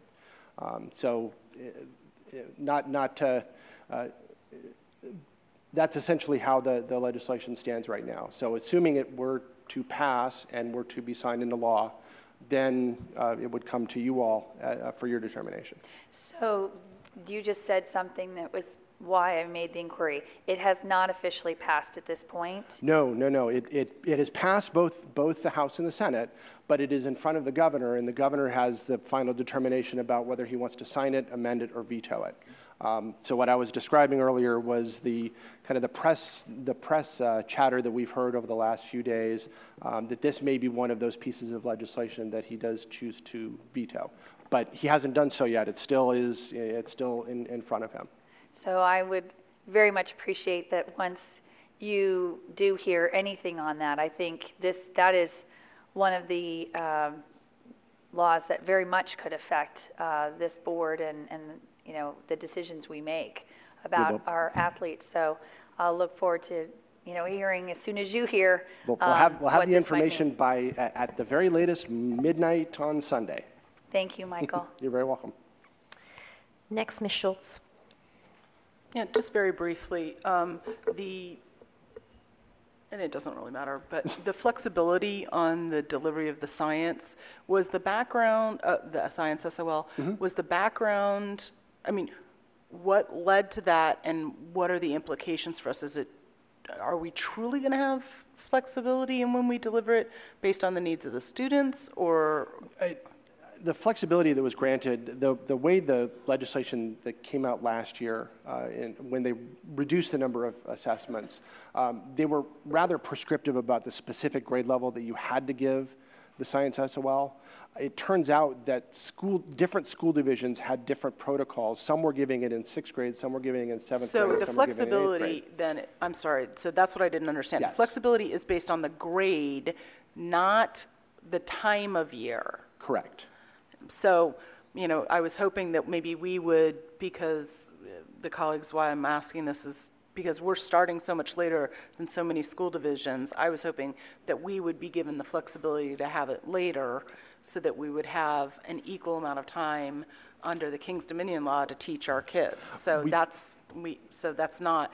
And then the flexibility of the cross-curricular SOL? Yes. What are the implications of that for FCPS? The implications of that for FCPS is it would be dependent on the state actually developing new SOL assessments that were cross-curricular. So in order for it to have a true impact, you would have to have the state develop a kind of joint reading passed the law, but we don't have the SOL to support the law that they passed, so we can't benefit. Not yet. Oh, okay. All right, thank you. It creates the environment in which we could benefit. Okay. But then they have to become more efficient and actually give us the SOL that they created the pathway. It's not that we get to be cross-curricular in our application. It's they still have to develop the test. I think by opening this window, that becomes the next piece of it, because you did last year have, in lieu of some of those assessments, you had assessments pushed down to the local level, so locally developed assessments. Those locally developed assessments, in my mind, there wouldn't be anything to prohibit anybody from saying, well, the state has allowed for cross-curricular assessments. Maybe some of these locally developed assessments could kind of fit that. But there's going to be quite a period of time for them to develop this. Which is true of almost everything that comes out, especially in terms of things that require state regulation. Okay, so at the end of the day, we're still beholden to the King's Dominion law, and our kids are still penalized under the Fairfax penalty. Okay, yes. Great. And that's one thing I did not include is that, of course, the King's Dominion law passed in the House. There were like 7 different bills on that one, right? And they all failed. In the Senate. Yes. Okay, so in terms of where we want to spend our time. Ms. Strauss. Thank you, and thank you. I hope everyone recognizes that Mr. Malloy also, not only do you do great work for us, but an awful lot of people in Richmond depend on your professional wisdom to get us through and to do what's best for all the children of Virginia, so thank you. Quick question on the study on spending efficiency. How is that different than a study on spending sufficiency? In other words, the state actually fulfilling their constitutional duty to provide basic education, K-16? It is unfortunately very different. Because a study of spending sufficiency would require an analysis of the state's funding formulas and how much money the state funding formulas generate in comparison to how much localities actually spend. There's a very significant, and it's a fairly well documented, disconnect between what it costs individual localities to actually provide a public education versus what the state recognizes in terms of those costs. Support cost to competing is a great example. There are a number of places in the formulas where you've got a scale and the thumb's kind of on one side of the scale and it's usually not on the locality side in terms of how much the state recognizes in terms of local teacher salary levels and just various costs that are recognized at the state level. The spending efficiency is kind of an end around on that because it's looking at how do you best use the funds that you're given, but it's not really looking at the idea of we need to be giving more funds. And how long has it been since we've done a JLARC study on sufficiency? The last comprehensive JLARC study of the standards of quality, which really is what Right. drives most funding, was completed in 2002. Okay. It was updated briefly in, I think, 2005 or 2006, just kind of a technical update, but it hasn't been revisited So it's since. been a long time. And we've watched the pie shrink considerably. Yeah, a lot has happened between 2002 and now. Great, thank you. Ms. Evans. Thank you. And Mr. Malloy, thank you again for all of your work in Richmond, and particularly for your advocacy for the repeal of A through F.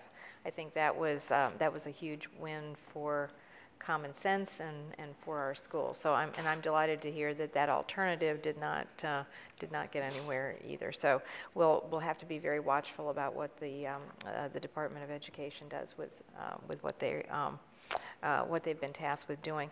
I just had one question. With the budget signed, we had been given some estimates about how much more we could expect than what we originally were projecting. Can we now get a precise, can we say precisely exactly what our state funding is? I'm going to look over that direction. You're going to look over in that direction, all right. I'll look in that direction as well then.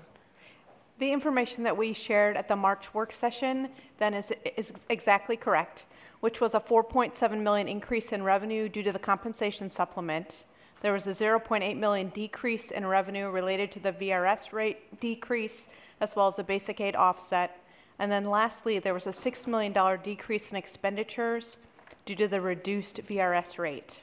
So all of those together were what we shared with you at the March work session. Are just the same? Okay. Exactly the same. Okay, excellent. And that now it's firm because it's been signed. Great. Thank you so much. Absolutely. Any other questions for Mr. Malloy? Well, thank you so much, Mr. Malloy. We appreciate you, and we look forward to updates throughout the year. As you said, and looking ahead, it starts quick. Absolutely. Thank you. Next on our agenda is Student Representative Matters. I call on Mr. Lateef. Thank you very much. Chairman Dernak Kofax, Dr. Garza, members of the school board. It has been 5 weeks since our last regular business board meeting. I don't know if I speak for the rest of the board, but I was beginning to miss Luther Jackson over here. I know. I've been busy the last few weeks, so I've got a lot to cover tonight. To quote Mr. Malloy, buckle up. This evening, the school board will be voting upon the 2015-16 FCPS school calendar, a topic I addressed at our last meeting back in February. I encourage those watching at home to access my latest newsletter via the FCPS website for more information on my opinion on that and the King's Dominion law. Back on the 20th and the 21st of February, I enjoyed spending the day at the Gatehouse Center during the school board retreat discussing the FCPS strategic plan. On March the 3rd, I had the pleasure of meeting with Ms. Evans and Ms. Hines, along with Ben Press. We discussed a range of issues on the minds of Fairfax County students, ranging from course loads to workloads to stress loads, and I thank Ms. Evans and Ms. Hines for keeping those important student issues close to their hearts. Also that night, I attended Dr. Garza's listening tour at Chantilly High School. I thank Dr. Garza for having me, and those are always very, very interesting to see our community members engage. On March 10th, Ben and I attended the Real Food for Kids Feeding Academic Success culinary competition at Marshall High School, where we acted as judges in the competition. Students from the Edison, Chantilly, and Marshall Culinary Academies all competed by creating a new dish that could be featured in one of our school lunch lines.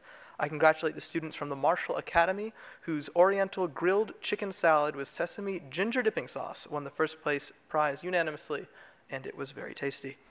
On the 11th, I met with Mr. Greenberg, president of the FCFT, along with Ben. I speak for both Ben and myself when I say that we are very thankful for Mr. Greenberg's ongoing commitment to student issues and his willingness to help support this year's Teen Stress Summit. Also on the 11th, I attended the McLean Citizens Association's meeting on the FY 2016 Fairfax County budget, where Mrs. Strauss and Drainsville Supervisor John Faust, along with Ms. Kirsten Michael, presented both the county and the FCPS 2016 budgets. That was a very interesting conversation. It's great to see Board of Supervisors members and school board members meeting together. A quick anecdote from the meeting of the Public Engagement Committee that I attended earlier in the day on the 11th. Ms. Schultz will like this. While I was driving back to McLean from the Gatehouse Center from the meeting, I happened to be stuck in traffic right next to the Boy Scout who had been observing the Public Engagement Committee that I had just been in. Naturally, we start talking since we're not going anywhere fast.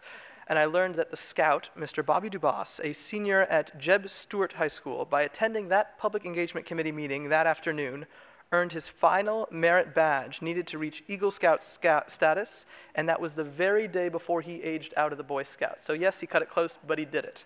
So congratulations to Bobby, who is definitely not watching tonight, but congratulations. On the 12th, I was very glad to meet again with members of the School Board Student Leadership Development Program during their mock forum at the Gatehouse Center.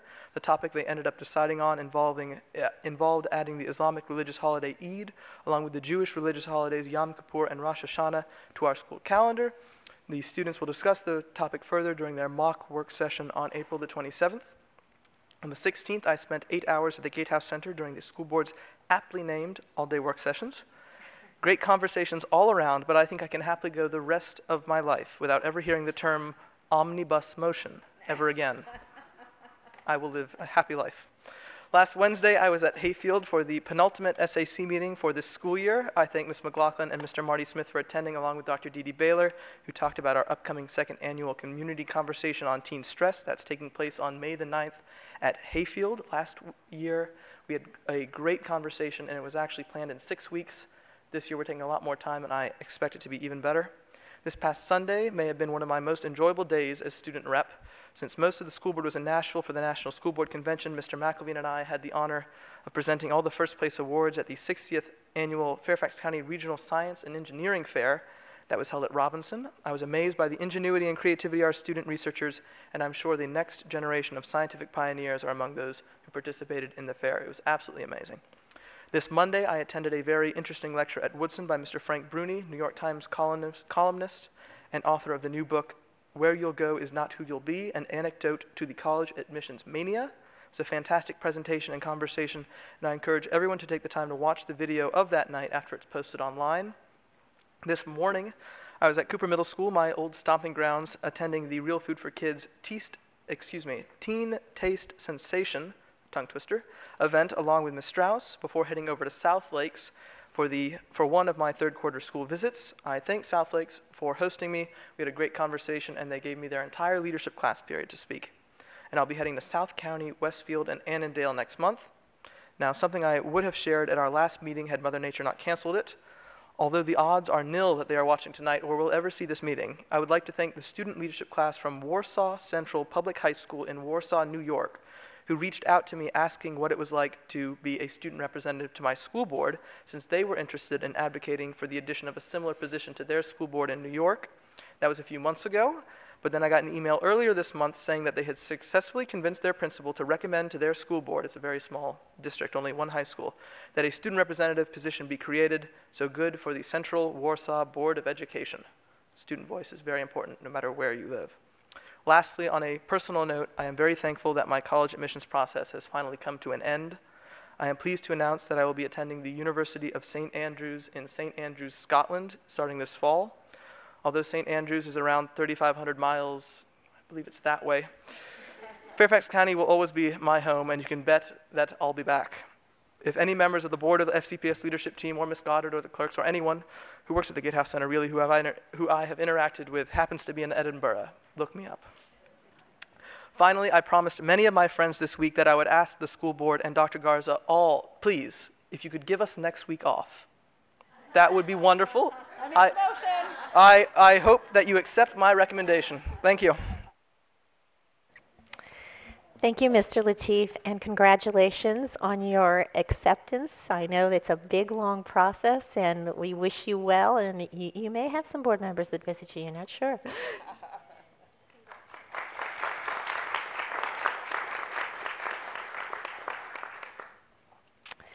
All right, we are now at action items. Agenda item number 4. First, we will talk about action item 4.01, the 2015-2016 Standard School Calendar, and I call on Ms. Hines for a motion. Thank you. I move that the school board approve the 2015-2016 Standard School Year Calendar as detailed in the agenda item. Do I have a second? Seconded by Ms. Smith. All right, Ms. Hines, would you like to speak to your motion? Yeah, just briefly, because I know we'll be talking a lot about this. I just want to thank the staff for putting together a calendar in such a difficult year. We're starting very late because the state law does not allow us to start any earlier, and that puts a lot of pressure on how we put the calendar together. It makes us go very late into June, and nobody likes that. It also makes the first quarter of the year pretty difficult. It's short, and we're going to have to deal with that as we approach next school year. We're going to have to make sure that what we're asking teachers and students to do in the classroom is reasonable in that short amount of time. But I think that staff did a very good job, and we've all been involved in the conversations of making the best of it and giving teachers and students a good academic year for next year. Ms. Smith? All right. Does anybody have anything on the main agenda item? Because we do have an amendment. All right. I now call on Ms. Schultz for an amendment.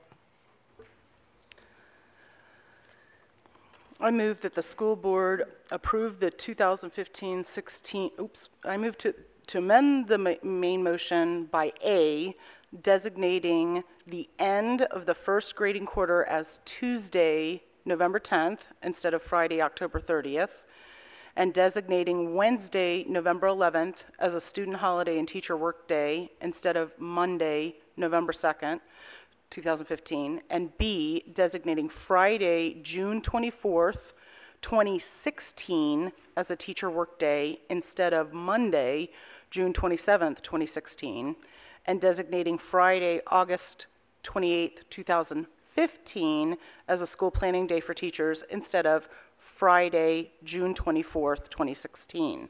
This change would result in the new teacher training beginning on Friday, August 21st, 2015, instead of Monday, August 24th, 2015. Is there a second? Seconded by Ms. McLaughlin. Ms. Schultz, if you'd like to speak on your amendment. Sure. So there's a couple of components to this amendment. And while, and I'll get to the Veterans Day portion in a minute, when this very, very difficult calendar that I know that staff worked tremendously hard on, and I don't see Marty Smith here tonight. I do see, oh, where is he? Oh, there, you're hiding behind Miss Donahue. In particular, Marty Smith and Phyllis Pajardo, the tremendous amount of work that you all put in with an extraordinarily difficult calendar year. And I'm going to say this until I don't have this dais microphone anymore. We are faced with the worst possible start day in this coming calendar with Tuesday, September 8th, as a courtesy of our Virginia General Assembly, refusing to acknowledge that Fairfax County, as one of the few districts in the Commonwealth of Virginia, can figure out when it's best for kids to start school, and that we don't bow down to the hospitality industry. 78 out of 132 school districts in Virginia start school when they want to, with a waiver from the Virginia Department of Education. We don't have that luxury. So we've got to find out how to get 180 days in, starting much later than many school districts do. And when I saw in that original work session a calendar that slipped our teachers initially back coming to school to finish out their contract year, 180 days for students, 194 for teachers, and bringing teachers back on Monday, June 27th, 2016, to finish out their contract year, when the kids are gone the previous Thursday, it turned my stomach. It is not student-centric, but we don't have any choice in that. It is definitely not teacher-centric in terms of the very best that we can do. And I think that this is a reasonable alternative to bring our teachers to a close of a contract end and respect and give them another weekend in their summer, allow them to travel with their family, and most importantly, allowed them professional development opportunities. I engaged every single one of my principals. I engaged teachers throughout my district, and they all said that there are professional development opportunities that exist that successive week that they won't be able to participate in because they're going to be required to come to school. That Monday. And there was some hint about there's flexibility in the schedule. They could come in over the weekend. Why should teachers have to come to school on the weekend in order to finish out their contract year instead of us making the calendar maybe just a little bit better for them and allowing them to end their contract year on Friday?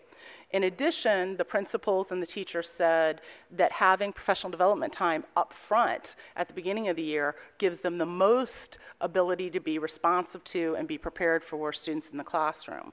So my principals were thrilled with this opportunity. It gave them the front end time for their teachers. It gave them the back end time to respect teachers and let them finish out their contract year instead of coming back after a weekend. So that's the first part. The second part is, and I would like to thank Colonel Martinez and Steve Hunt for their beautiful words earlier. This is an unapologetic passion of mine. I do want to correct, while it's a federal holiday, it's not a holiday. Veterans Day is a day of remembrance. I note that we were originally supposed to take this vote on March 5th. And I think I was given the latitude for us to not take it on March 5th because that would have been my father's birthday, who passed away a year and a half ago. I grew up in a military family. I lived all over the country, and family served too. I have a very high population of military families. The Sangster children who played here tonight put on a beautiful program on Veterans Day. And I'd like to thank Mr. Becerra for his comments. Just because we have beautiful programs on Veterans Day doesn't mean we can't have beautiful programs near Veterans Day. We don't refuse to teach our children about President's Day because they're not in school on President's Day. We don't refuse to teach our children about Martin Luther King because they're not in school on Martin Luther King Day. And I don't even want to go there on Columbus Day. So we have plenty of opportunities to educate our children without demanding that they be in school on the day on which something occurs in order for them to become aware of and appreciate the item on which we're educating them. It is imperative, and I think that we've been given a little sneak peek into the future with yesterday's news item of young children, at the courtesy of their parents' permission, climbing all over the Vietnam Veteran Women's Memorial with Vietnam veterans and World War II veterans looking on in dismay. And if we don't set the example as one of the largest school systems in the United States of America on what we establish as a priority and build as a culture of understanding and respect and appreciation in nearly 200,000 students a year, those children are the future. And if they grow up in a school system for 13 years or 5 years or 2 years, for however long they're in our system, not understanding that this is a day of remembrance that needs to be set aside on our calendar and acknowledged as such on our federal calendar, on our state calendar, and oh, by the way, on the people who impress them every single day of their lives the most. Because the federal government doesn't impress them and the state government doesn't impress them, but the person at the front of the classroom does. And if we don't establish that as a measure of respect, those children will not grow up, and they will be the parents who are allowing their children to crawl all over the Vietnam Veteran Women's Memorial in the face of onlooking veterans. So I'm asking my colleagues to go far, in the words of Mr. Shaw, and go together. It may not be perfect, and you can go fast, but you're going to be going alone, because I'm going to stand here until we get this right. And this is our chance to get it right and do something right for our teachers, to give them the professional development they need at the front end of the calendar, to respect our teachers and let them go before the 27th of June in 2016. And, oh, by the way, it's not perfect, Mr. Martinez, that it's a teacher's work day, but it's, you know, one bite of an apple at a time, and put November 11th on our calendar as a sign of respect.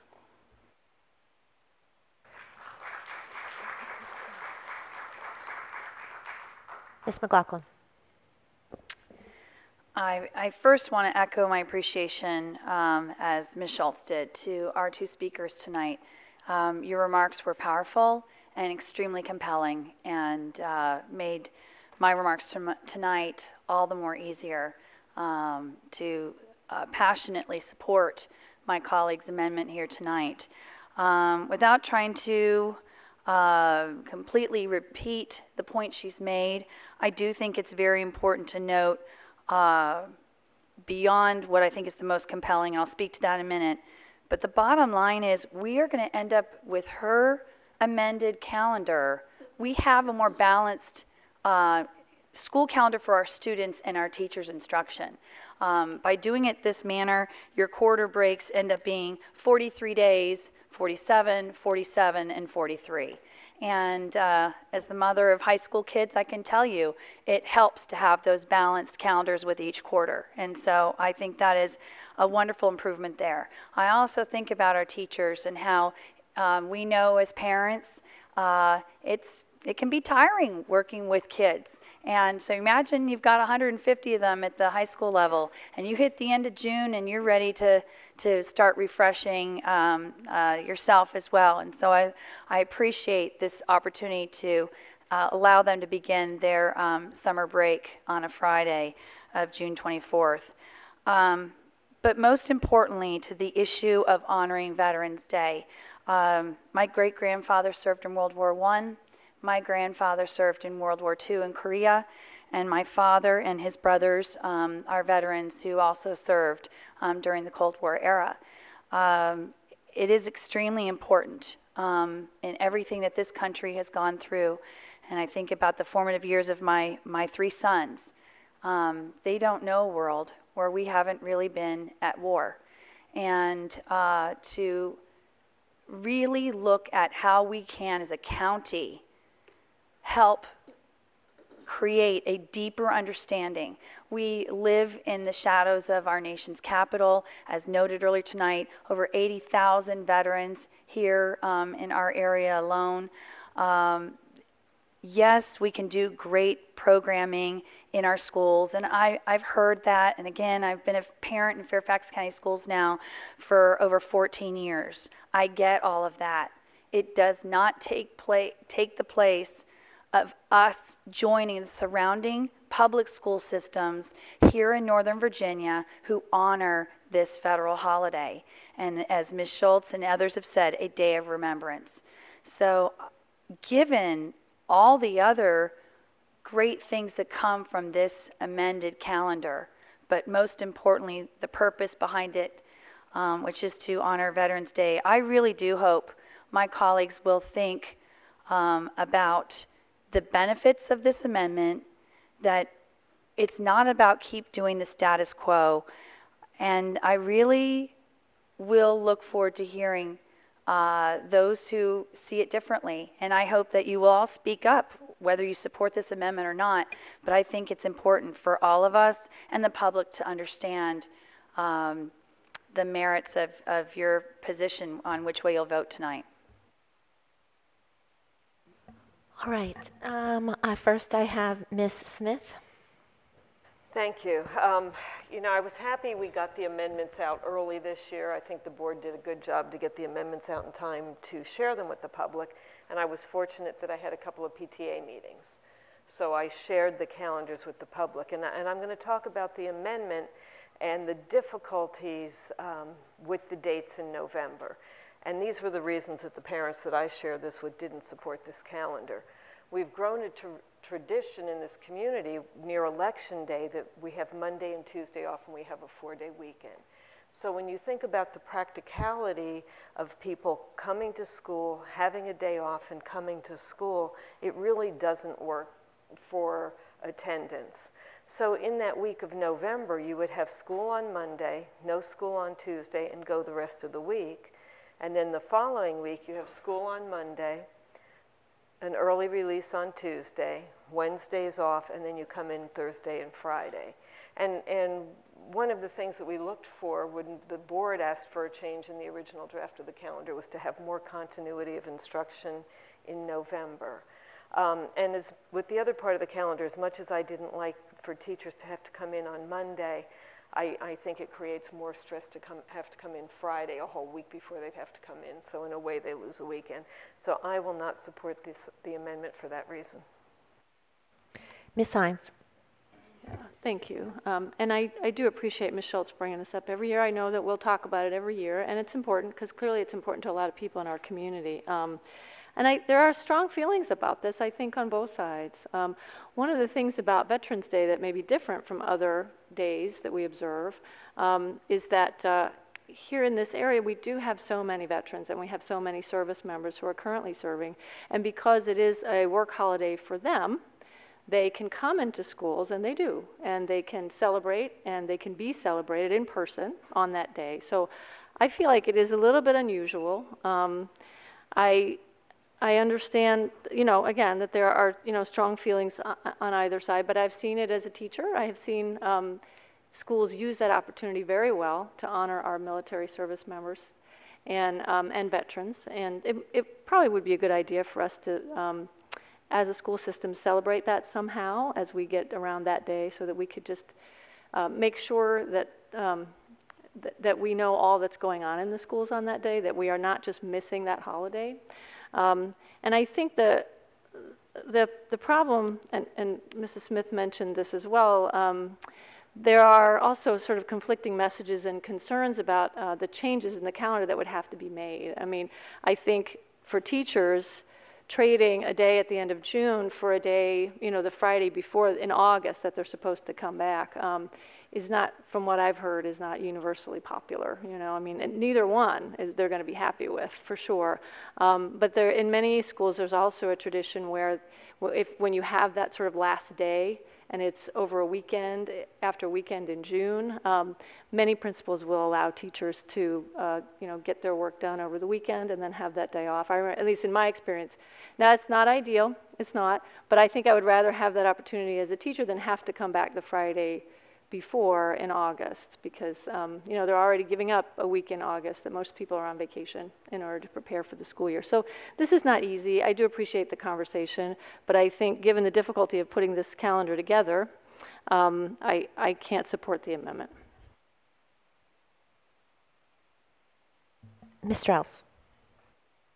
Thank you. I want to describe wonderful activities at all of my schools. Have tremendous remembrances on November 11th. And this last year, one of the advantages where the parents have the day off, many of our parents are the ones that we are remembering and celebrating and saying thank you to. They come to school. Franklin Sherman this year, and we have a huge celebration every year in Franklin Sherman. We have many active military people in that community. And this year, of course, the parents all come in uniform. And part of our celebration this year was we also celebrated the families and the children who sacrifice. And it was an amazing piece for the entire school. All the children who have family members who are active in the military now or have been active, and the grandparents come and all the family members, and flowers were presented to all the children as well, to thank them for the sacrifices that they give and their family sacrifices. And we particularly honored one young man who has several deployments in Afghanistan and has been awarded several members. And he gave a special thank you to his wife, who was there, and his daughter, because he's been absent for several years from his family. And it was wonderful. Hundreds of children were there that day, obviously, to thank and remember all of these people. And then we had a receiving line where all of the children shook the hands of all of the active duty people.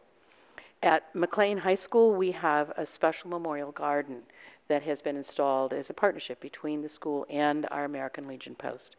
We have 2 celebrations a year at that special garden. On Memorial Day, we have a lovely celebration, but it is just the adults because the students are on holiday at the beach. And there will be some Boy Scouts there. But on November 11th, we have a large group of the high school student population. The students prepare speeches, music selections, sometimes historical pageants. And again, it gives us the opportunity to share and educate our young people about how important public service is, to thank the family members who have given so much. And it also was a wonderful opportunity because we have in our American Legion Post, they're very elderly people, they're wonderful. And they are thanked in a very public way by our high school students. And we point out the heroism of the older citizens who have given so much. And we encourage our young people to serve and to understand that everyone has an obligation to serve their community because, as we always say, freedom isn't free. But by bringing everyone together on this special day and requiring the remembrances in the way in which we do, I think we educate our children and show them what it means to serve our country. Years ago, when we did observe November 11th as a holiday, our family, we would go to Arlington Cemetery. We were the only family, I think, in our school that did this. And the kids and the other parents would say, what is it that we're supposed to be doing on this day? And we would tell them. But no one participated out of our community. So with the way we have done it now over the years, everyone participates. And it's a wonderful opportunity. So I appreciate Mrs. Schultz's amendment. I know that it is very heartfelt. And I know many in the community who are not intimately involved in our schools don't always understand the educational programs that we put on that day. It is, I think we are probably the only school division that does it, and it is required for all of our schools to do a special remembrance. So we are educating 180,000 children to be grateful and to remember, and encouraging them to give back to their community someday. Thanks. Ms. Evans. Yes, thank you. I wanted to look at the first part of the amendment first. I have to say I agree that June 27th is very late to be the last day for our teachers. And I'm wondering if any consideration had been given. I know you considered many, many things in creating the calendar, but in doing what Mrs. Schultz had suggested and backing things up at the beginning of the school year, I see that it would require some teachers to come in before the, on August 21st, so it would be right before the weekend, but that seemed like it might be a good alternative. Was that considered at all, Dr. Garza, in terms of doing that rather than, I mean, I realize the beginning of the year is different than the end of the year, but that June 27th end date does concern me. Oh, we didn't necessarily consider moving it as Ms. Schultz has recommended, but you'll recall as we presented this calendar, we did acknowledge that we don't necessarily think that's ideal, and we feel like there's some workarounds, and so we would give principals some options where they could, you know, not have teachers have to report on that Monday, but maybe, you know, if they want to work on a Saturday or if they want to provide opportunity for teachers to close out that weekend, there's a lot of ways that we can provide some flexibility. Because we do recognize that is very late. Yes. Coming back on the Monday, I mean, we certainly understand that. It is, very much so. And as far as the Veterans Day, my concern was that remains a practical one. I see that to do this, we would have students in on Monday the 2nd, with a holiday on Tuesday the 3rd.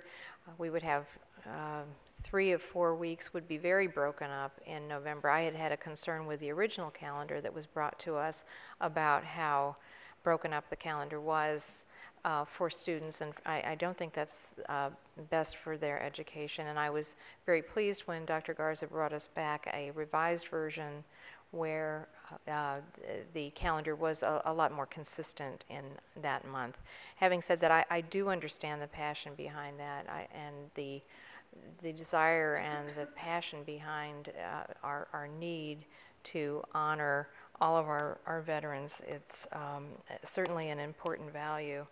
At the same time, I do think that there are other ways to honor and recognize our veterans and their sacrifice. So I'm not going to support this amendment. Mr. Stork. Thank you, Madam Chair. This is always a tough conversation every year, I know, because I think we all deeply respect the purpose of Veterans Day and really its history for all of us. It goes back to World War I and Armistice Day, and the power of World War I is a kind of a statement about war and the horror of war. I'm always kind of troubled about how best to approach this, but I see and I've seen during my 11 years on the board the power of this day in the classroom and with kids. And Ms. Schultz and I have talked about this many times, and we really truly agree to disagree, I think, on this. But I see and hear frequently from parents and particularly students about what they've learned that day and really the benefit that they receive from having our veterans come in there, which frankly makes it's a much easier opportunity for them to do that, because it's a day, a federal holiday. It's one in particular that many of the parents and members of my community are off due to that. So it's not something that you ever take lightly, but it's something that I think has truly benefited our students in the power of that. I am troubled every year when I think about some of the other holidays we have and that we literally have off. I speak almost every year about Columbus Day and the fact that I don't understand why that's a holiday.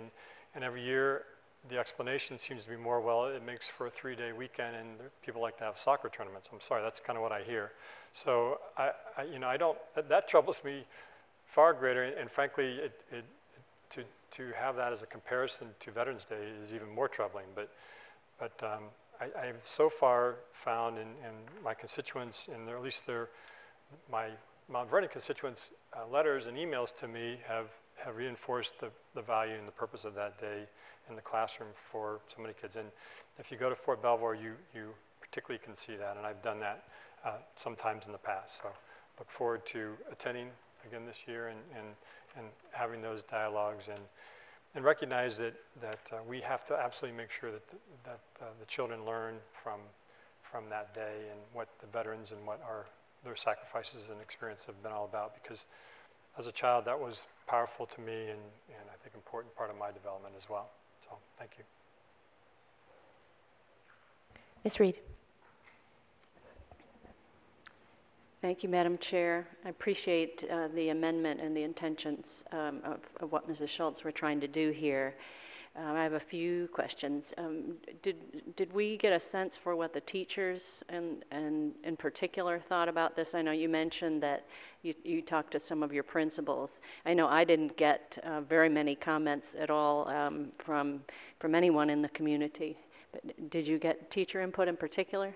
I too went to quite a number of PTA meetings and specifically engaged teachers, and pretty much universally they said they'd rather have front time at the beginning of the year to prepare, and that's always a difficult time. And the ramp up is, they're eager to get back and ramp up.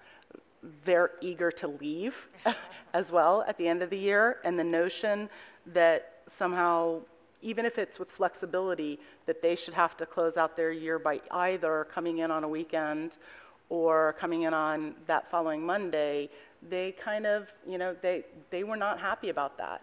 And the ones that were the most unhappy were the ones who were seeking other professional development opportunities, and that was impeding or infringing on their ability to do professional development in the follow-on week after the end of their contract.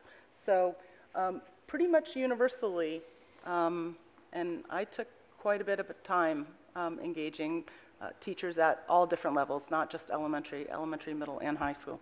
Okay, thank you. So now I have a question for Dr. Garza or perhaps Dr. Pajardo, and that is that the few comments I did receive regarding the calendar seem to say, don't make any changes, it's too late already, you know, we've made our plans, etc. So to what extent would that be a concern of yours now if we were to be changing the calendar? Well, I would have Dr. Pajardo weigh in, but you all know there's this significant process leading up to the development of this calendar where we've had a lot of input from stakeholder groups. I would tell you, I don't know because we haven't polled our teachers on what effect it would have on them coming back on reporting to work on the 28th of August. But then our new teachers also, but then would have to report on the 21st of August. So we haven't, but I don't know what impacts we haven't polled. But would you have any sense of that, Dr. Pajardo? I will tell you when we did put out, just as a conversation starter, the calendar with regard to what would look like if we were able to start before Labor Day, we did get lots of feedback about they're accustomed to starting at certain times, and their vacation, plans that have already been made, and an adjustment of that sort would negatively affect them. I don't know specifically to this, but that may very well apply. No, I don't have any additional information regarding that. That's fine, but I think the point being that staff spent a lot of time, had a lot of iterations, and did get a lot of stakeholder input. And to me, just the principle of it, to all of a sudden come up with something that's changed that hadn't been vetted, I would think would not be well received. So I've got a little bit of pause with that. I agree with my colleagues that talk about the importance of a community celebration and acknowledgement, seeing real heroes and their stories, hearing their stories. I too go to schools every year, Flint Hill and Oakton, and look forward to it. I have gone for so many years. I know the songs and can sing along with the kids, and look forward to it very much. So I don't think it's an issue of whether or not it's an important celebration. It's a question of whether or not we feel it should be a school-related event, or should it be something that was alluded to that an individual or a family can choose how they want to acknowledge that day. And for me, I think right now, I really like the idea, as some have said, about sharing this with the community. And it is a community. I mean, the schools that I attend, it's standing room only. You can't even fit any more people. It's, people who don't even have kids in the schools who come to celebrate and honor people. So I don't think it's a diminishment in any way at all. In fact, I think it raises people up on a pedestal where they should be.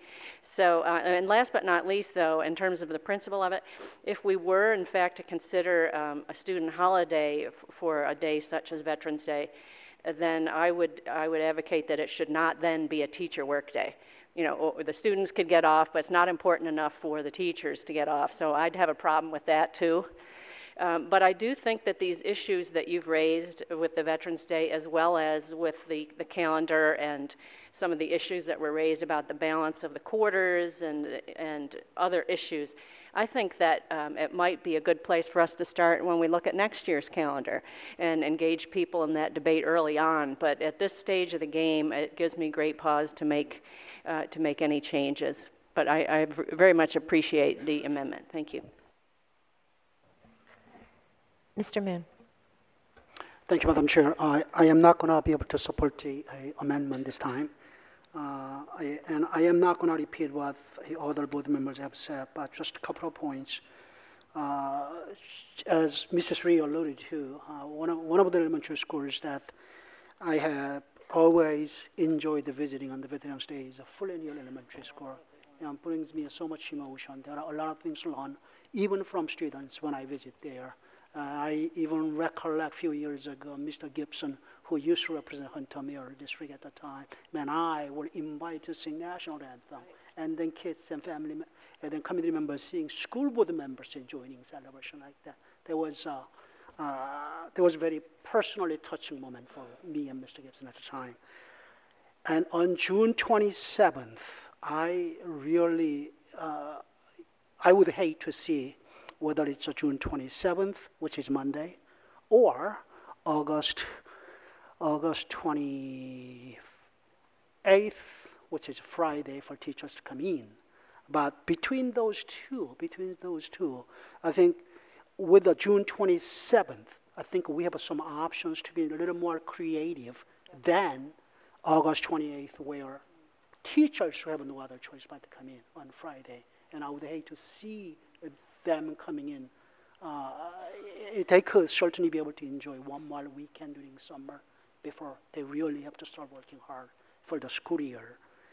And just one more point on the balance in the number of days between the first quarter and second quarter and vice versa, or lack thereof. Ideally, we want to have 45 days in each quarter. It doesn't always happen that way. But for me, more important balance is the number of days between the first semester and the second semester. Because usually in high school, it's a semester course or year-long course, and you get the semester end, semester grade, which is more important than quarterly grades. And also, if you want to consider when we get to have snow day closings, it could happen quite a lot during the second quarter, and should not happen during the first quarter. So even though second quarter might have more days compared to the first quarter, there is higher chance for second quarter to lose some of those days due to the snow. All right. Anyone who hasn't spoken yet? Mr. Velkoff.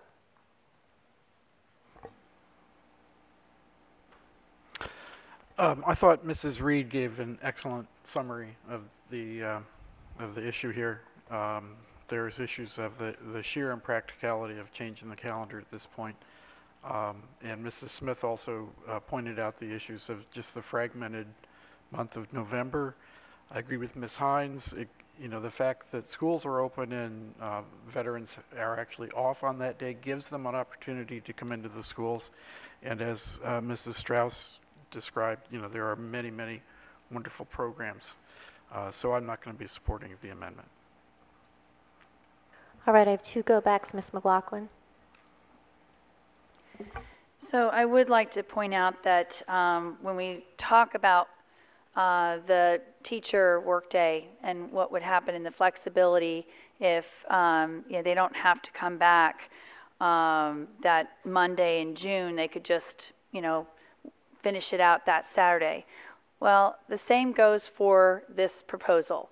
They're either going to have to give up a full weekend at the end of June, or they give up a full weekend in the end of August. Because if we're giving that kind of flexibility to the teachers at the end, then technically when you look at the August start date, why couldn't the teacher say instead of coming in on that Friday the 21st, they would just decide to come in on that Sunday? So, I mean, when we talk about where they're going to have to pay either way, the bottom line is I'd rather a teacher have the extra training that's going to happen at the start of the school year where they're fresh and getting ready prepared than they're having to tag on the one extra day, either over the weekend or that Monday in June. In terms of the concerns about consistency of instruction, after the winter we've all had, we all know, my goodness, February and March were a mess. But our students and our teachers, instruction continued on. We're talking about one day in November. So this notion that vote it down because it somehow disrupts the instruction in the month of November, I don't think that's necessarily reason to vote this down. I have enjoyed hearing my colleagues tonight describe these wonderful celebrations. As many people know, we have almost 200 schools in this system.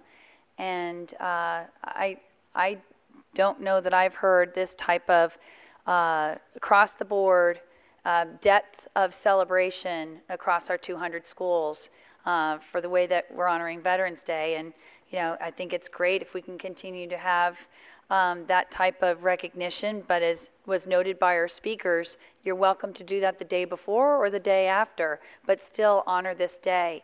And it does trouble me, we get teased sometimes in Fairfax County about the Fairfax Way, And this feels a little bit like the Fairfax way. Why do the surrounding jurisdictions honor this federal and state holiday and we don't? We think that we're doing it better, and we're sending a signal to all of our veterans by doing it better, by making this be a school instruction day. And that all, somehow we're going to help enrich these students and their families' lives by holding school on a federal holiday. So I don't profess this is simple. I know that there is a breadth of perspective, and I appreciate everyone who spoke among my colleagues to this. So I don't mean to sound as if I think it's one way or the other. But I really wanted everybody to just understand that while you all have wonderful perspectives on this, I am still wrestling with the fact that we're really the only school system that seems to think we're doing it best, and somehow everybody else just doesn't get it. That just doesn't sit well with me.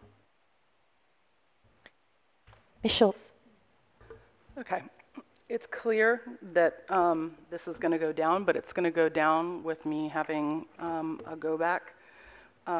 It's very interesting how hard this vote is and how difficult it is to change a school tradition in Fairfax County on something having to do with veterans who have sacrificed and served for us. That's hard. This is easy. And that's the perspective that we need to keep. I have to imagine that we should be instructing Dr. Presidio to pull all Martin Luther King and all President's Day instruction out of the curriculum, because the children aren't in school on those days, so we couldn't possibly instruct them because they're not physically present on Martin Luther King Day, and we couldn't possibly instruct anything having to do with what he contributed to our history because they're not in school on that day. So we shouldn't be instructing them. We shouldn't instruct about our founding fathers and about presidents and about history in the seat of Virginia, in the Commonwealth of Virginia, and the birthplace of presidents in the seat of Mount Vernon, Mr. Stork. So we should not be talking about our presidents and President's Day because the students are not physically located in our school buildings on President's Day. This is not about celebrating anything. Let me be perfectly clear. And frankly, I'm sure that any veteran who's watching actually bristles when they hear celebrating our military. You're not celebrating anything. Veterans Day is a day of remembrance as it goes back to Armistice Day. September 28th was a teacher planning day, and now we get to have a 4-day weekend, Mr. Stork, for Columbus Day, because thanks to the work that I did with Mr. Smith and Ms. Fajardo, we moved what was a choppy start to the school year and having our first break after 13 full days of instruction off of Monday, September 28th, and made a more clean run through the first quarter. So the fact that we would have 2 4-day weeks, oh my, I think we had a run from like somewhere early in December all the way through February of 4 and 3-day weeks because of snow. I think we'll survive if we choose to stop as a school division and recognize Veterans Day.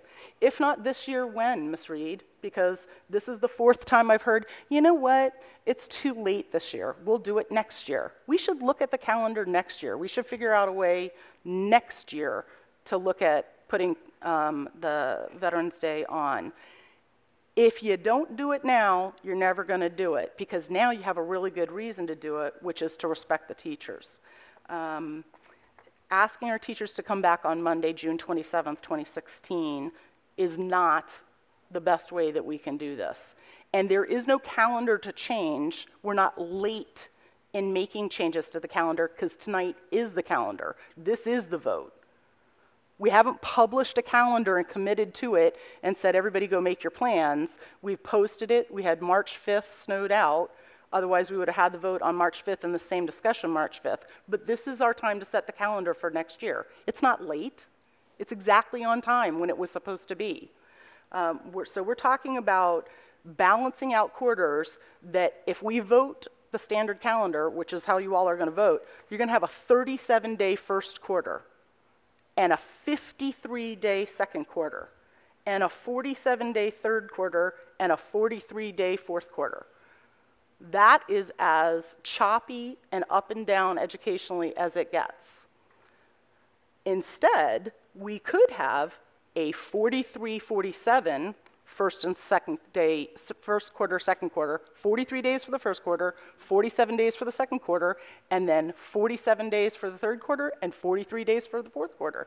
That's pretty stable in terms of grading and working with teachers in our curriculum and having a balanced calendar. So unless we're going to take out Martin Luther King's Day, unless we're going to take out instruction around President's Day, I think we can figure out how to instruct students then. I don't know any veterans and military personnel who serve who wouldn't be willing to come open-hearted, open-hand, and do presentations in our school on any of the other 364 days of the year other than November 11th. We do not open our doors only to veterans one day a year. So let's shake hands with veterans on November 11th and November 10th and November 9th. Let's give the respect our teachers are due and give them front-loaded professional development time. Let's not ask them to come back the following Monday. Let's have clean quarters that balance out the first semester and the second semester of the year. And let's acknowledge this may be somewhat difficult, but it's not hard in the face of what we're attempting to do in honoring both the service of our teachers and the service of our veterans.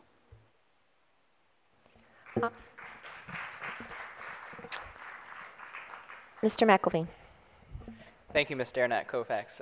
And every year we get to speak about this, and I think it's a great service not only to the community, but to all of us, just to serve as a reminder of all the wonderful things our school system does. And for that, I am thankful that we have this discussion every year. But I think this is also instructive of how one small change, one seemingly small change to the calendar can have a cascade of other effects. To do this one change, we have to change 4 other things in our calendar, which, as my colleagues have pointed out, has already been shown to the community, vetted to the community, and very much planned around for many of our community members. And so, those 4 separate changes can have a very big impact for many, many people. As for the flexibility at the end of the year, I think we do need to do a very good job this coming year about communicating that we can come in on Saturdays. I know that's always been an option for teachers, but we need to do a better job at communicating that so they don't have to come back that final Monday. And I do want to conclude this discussion by thanking Phyllis and her wonderful staff who have put so many months into constructing this calendar, many more months than they usually do, because of the changes we've seen in our calendar this year. So thank you so much. Thank you. I will speak on this amendment. I appreciate my colleagues who have brought this forward, and I understand your passion behind it. I do want to clarify that I do believe Veterans Day is a time to honor our veterans and to thank our veterans, and Memorial Day is a time to pay respect to veterans who've passed away in the line of duty. But what I want to say is the part about Veterans Day, it's not about disrespect and it's not about honoring if we have a day in school that day. I have had several emails from current parents, and I've talked to current parents and have been part of ceremonies where current parents who are currently actively serving in the military come to the schools, full uniform. Their children are proud to show off their parents that way and to respect their parents that way. And I think right now this is a good way to honor our families. We actually did have a few emails from as I said, current parents who do appreciate this. I also appreciate the other side, and I understand that. I want you to know that my father served in World War II and my brother-in-law served in the Vietnam War. I, too, come from a family of veterans, and I don't take lightly your passion about wanting to have that day placed differently in our calendar.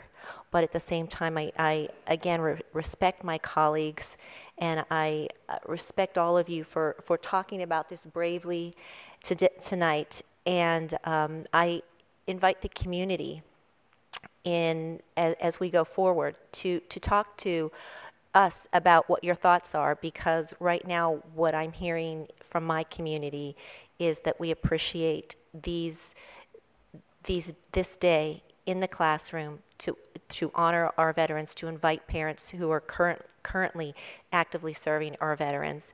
And another story that I'll just share, which I didn't even think of, but my area, I see a lot of children who are new to the country and new to the area, and some come without family members, some come without parents. And I was told by a principal just this year how much she appreciated that she had the option to have these children in school that day, to allow them to understand the purpose of that day and to make them understand how important it was, because they were allowed to be here because our country was free because of the veterans who served.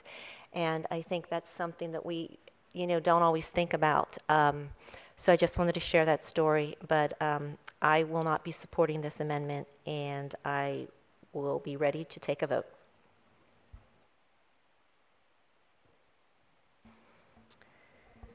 So I would like to see, we have Ms.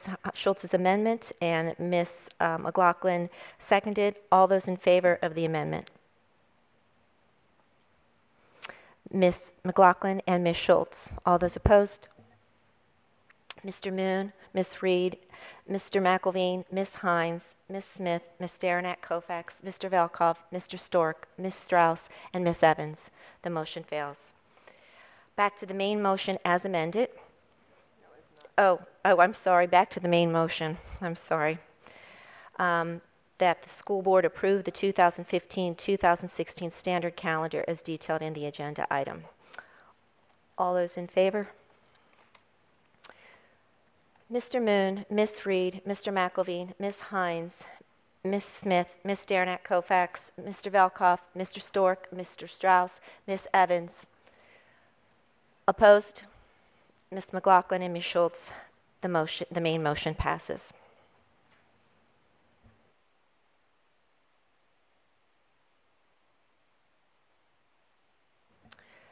Next, we will go on to item 4.02, and that is regarding the third quarter budget review, and I call on Ms. Reed for the main motion.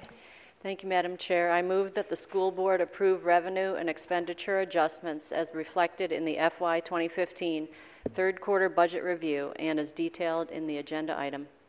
Second. Seconded by Ms. Smith. Ms. Reed, would you like to speak to your motion? Briefly, I'll just say that I think staff have done a very good job of laying out very clearly the third quarter situation, and again reminding us of the deficit that we faced in FY 2017. Ms. Smith? All right. I call on Ms. Strauss for an amendment. Thank you, Madam Chairman. I move to amend the main motion by reducing the funding set aside to FY 2017 by $1 million and increasing the one-time funding to FY 2016 by $1 million to specifically reduce large elementary classes. Second? Second. Seconded by Ms. Hines. All right, Ms. Strauss, if you'd like to speak to your amendment. Thank you. Since the beginning of the recession, we have sadly increased class size 3 times. And we know that in a number of our elementary schools, the class sizes have become really too large. And I thank Dr. Garza in the advertised budget. Dr. Garza has proposed $3.1 million and has put forth a recommended new regulation that will help to keep our elementary class sizes at reasonable numbers under 30 with a trigger of 27 and 28. This is very important. When we set aside our staffing reserve each year, that is a contingency. And the staffing reserve is readjusted each year based on actual experience. The amendment that I am proposing is simply a contingency. It's belts and suspenders, if you will be. It is important that we keep our promise to the community about reducing in a strategic way without touching or reducing resources for any other schools or children. This strategically, we think, will address the class sizes that have become too large. If, through my amendment, this contingency is not needed, then it simply rolls forward again to 2017, where we know we're expecting a difficult budget year. So my amendment creates simply a contingency in the staffing reserve to make sure that we can keep our promise. If it isn't needed, it rolls forward to help the 2017 budget. And that is simply what it is. We must keep our promise to reduce these large class sizes. Thank you. Ms. Hines. Yeah, thank you. I agree, obviously, with Mrs. Strauss. I think it's very important that we do everything that we can within this very tight budget to address the very large classes that we have ended up with after raising class size 3 times over the last 8 years.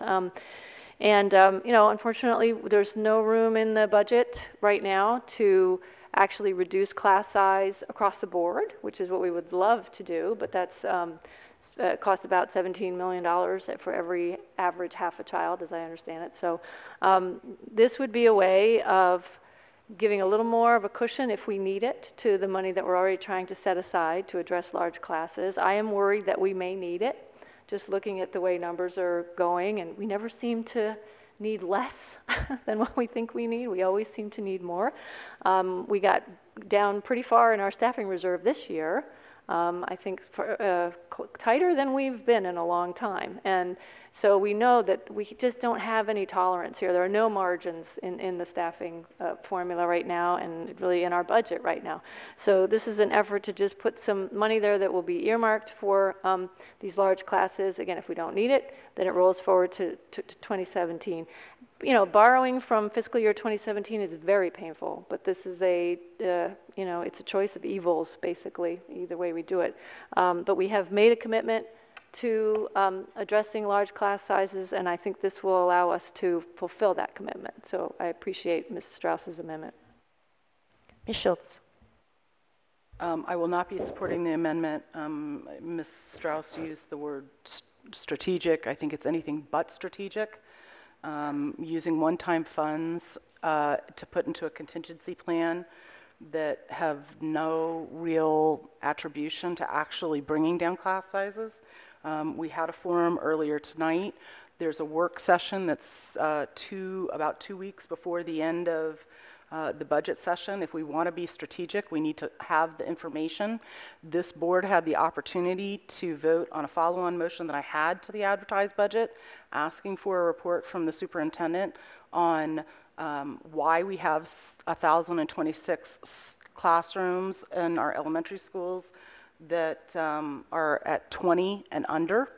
I have a feeling these people here don't have 20 or under in their classrooms. And to say that we will take $1 million out of our third quarter budget and just put it in a pot is putting lipstick on a pig, in my opinion. It makes a very good sales job for going into an election year that we look like we're doing something about large class size, but it's in a contingency for a rainy day, and we don't actually have the information.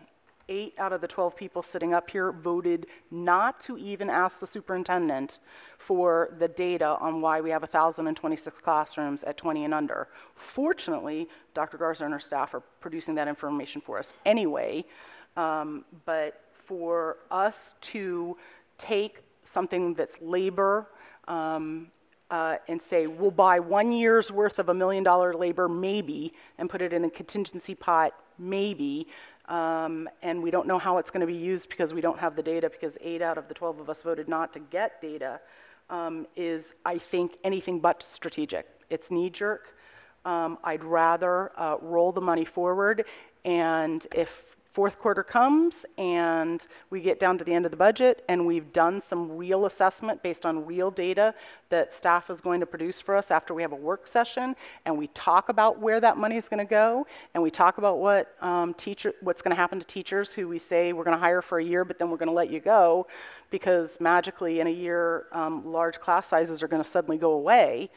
This is a long-term problem that needs long-term governance structure approach in developing policy, not throwing money at it out of a third quarter budget review with no public engagement and no long-term strategy to solve the large class sizes that occur for some children in Fairfax County.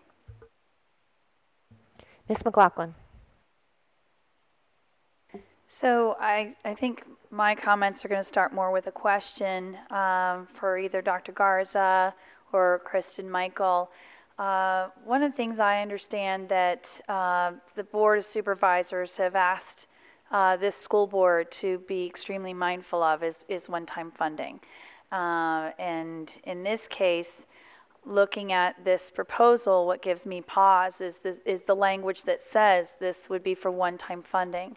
So I guess to Dr. Garza or to Ms. Michael, the way that this amendment is crafted, how is this amendment language different from if the board were to say, we want to set this aside $1 million when we get to our budget vote in May, we may decide to increase the staffing reserve by $1 million because, again, we're trying to chip away at our large class sizes.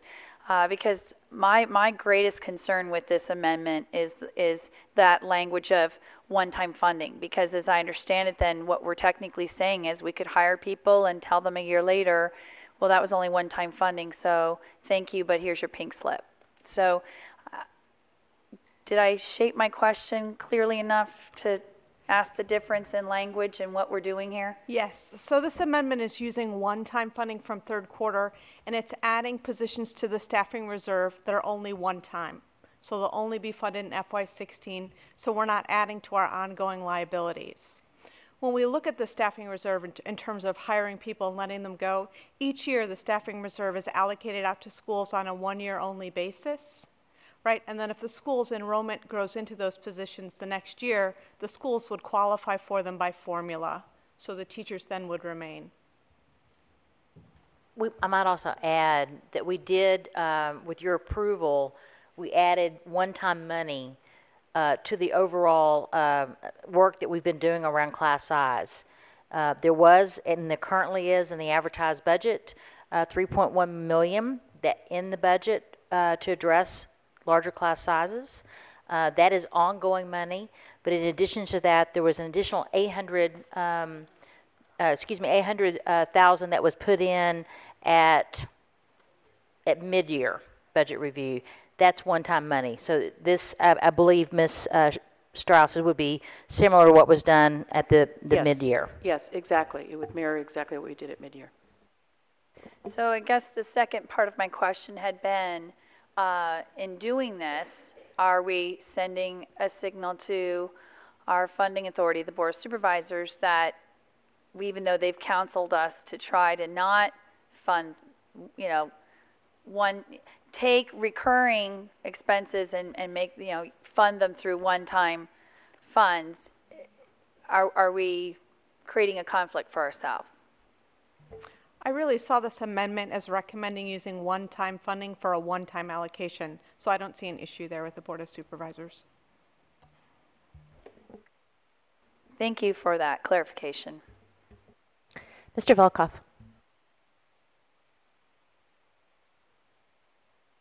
So I have to admit that I'm a little bewildered by this amendment. It really seems like what we're trying to do here is to amend the advertised budget that we just sent to the Board of Supervisors because we're changing the $1 million here. At the very least, I think this should be brought forward in May as as a budget amendment after we get what comes back from the supervisors. Then we can look at it and decide that instead of the 3.1 million that Dr. Garza has allocated, that we need to allocate an extra million. But that presumes that the money is needed, and I don't think that there's any demonstration that at this point in time that we have to allocate those funds. And I think the proper way to approach this would be to wait until the fall and see if the 3.1 million that the superintendent has put in the budget, to see if that's covering our needs. And I'm sure that if it should be the case that that's running low, the superintendent can come to us. We can go through the I believe it will be the first quarter review. At that point, we could look at whatever the remaining balance was from the previous year, and we could make a one-time allocation at that time. But I, from the standpoint of just how we're managing our money, I can't support this at all. Ms. Reed. Thank you, Madam Chair, and thank you, Mr. Velkoff. I agree with everything you just said. I feel like there's two issues. One is the issue of the large class sizes, and I think every one of us up here is concerned about that. And we've talked about it, and we've asked Dr. Garza to address it, and I believe she has come up with a plan to address that. And of course, we're going to have to see how that works, yes. But today, knowing what we know right now, can any of us answer the question, is the nearly $4 million that have been set aside to address class sizes in FY16, is that adequate? Dr. Garza and staff seem to believe that it is. I haven't heard anything compelling that tells me that it isn't. So regardless of whether it's large class size or issue X, I would have the same response. And that is, unless we have a compelling need to spend money now, FY16, we may not be getting our full transfer, and we know FY17, we're looking at a $100 million gap. Why on earth would we put money aside if it's not an absolute emergency? So I appreciate what Mrs. Strauss is trying to do here. Again, I think we all are concerned about the staffing reserve as it relates to the large class size issue. And we've been talking about now not only the plan that Dr. Garza has developed, but getting information, to Mrs. Schultz's point, which I think is also important here. We need to get a better handle on what's going on out there. I mean, now we've gotten lists of class sizes. Good, that's one step, but that's not all we need. We need a lot more information to understand what's happening and how the resources are being expended. So to me, this is a process, and it's much too early to be talking about taking money and setting it aside additional funds for a problem that we don't even know we're going to have. We have enough challenges and problems. I don't think we should be creating an additional one right now. Mr. Moon. Thank you, Madam Chair. I will be supporting this amendment. Let me ask a few questions to Ms. Michael. That now we are dealing with the third quarter budget review. And our year-end budget review is when? It will be in July. July. And by July, we won't know the enrollment yet, will we? We will not. We will not. So our initial plan, as superintendent's proposal, is contained in our advertised budget, which the board approved, contemplated looking at the numbers in September timeframe, correct? Correct. And if we do not set aside additional funding at this point, and if we do the year-end budget review in July we won't have the numbers, so we will not know whether we set aside funding at that point. So it is a process, and I agree this is a process, and I believe that this is a right process. Just in case, as I recall from the last time when we discussed this, asked a question to superintendent, people might have heard different things from a superintendent's response to my question. At that time, I asked the superintendent whether she thought that, I did ask her how she came up with the $3.1 million, and my interpretation of her response was, that was all we could afford. That was all the money we had left. So this one is just in case we need additional funding. Just in case we need additional funding, setting aside so that when we actually know the numbers in September, if we need to use to address the large class size so that we could use it. If we don't set aside right now, push everything forward to FY17, because that is the main motion. Forwarding everything to FY17, not FY16, FY17. Then, if it comes to the point that numbers in September show that we need more money, then we have to bring money back. Because we have to address the class size issue right there and then in September. We cannot wait until we work with the mid-year budget review in FY16, which will be way, way too late to address the large class size. So it is much more prudent. It makes more process sense to set aside the funding right now to address the potential large class sizes, which we will know with the numbers, real numbers in September. So I will support the amendment. Ms. Evans.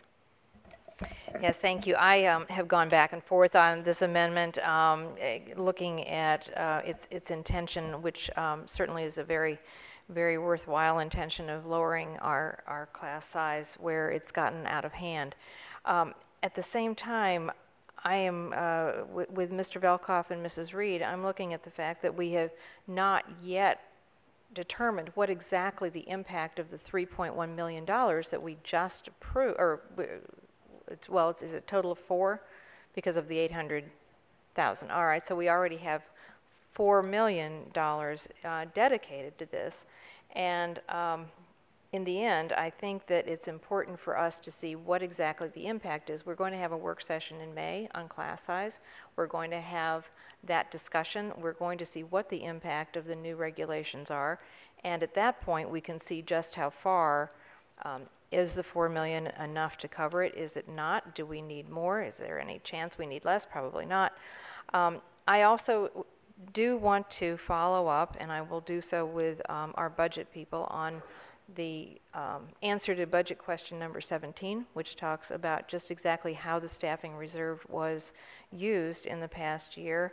And I do have some questions about that, about why there were some schools that saw great numbers of influx of students, and yet they did not gain many positions. And there were other schools that seemed to have stable enrollment, and yet they got large numbers of extra positions. I'm not saying that they shouldn't have, but I would like to get the answer to the question of exactly why they did, because it's not immediately apparent from the numbers.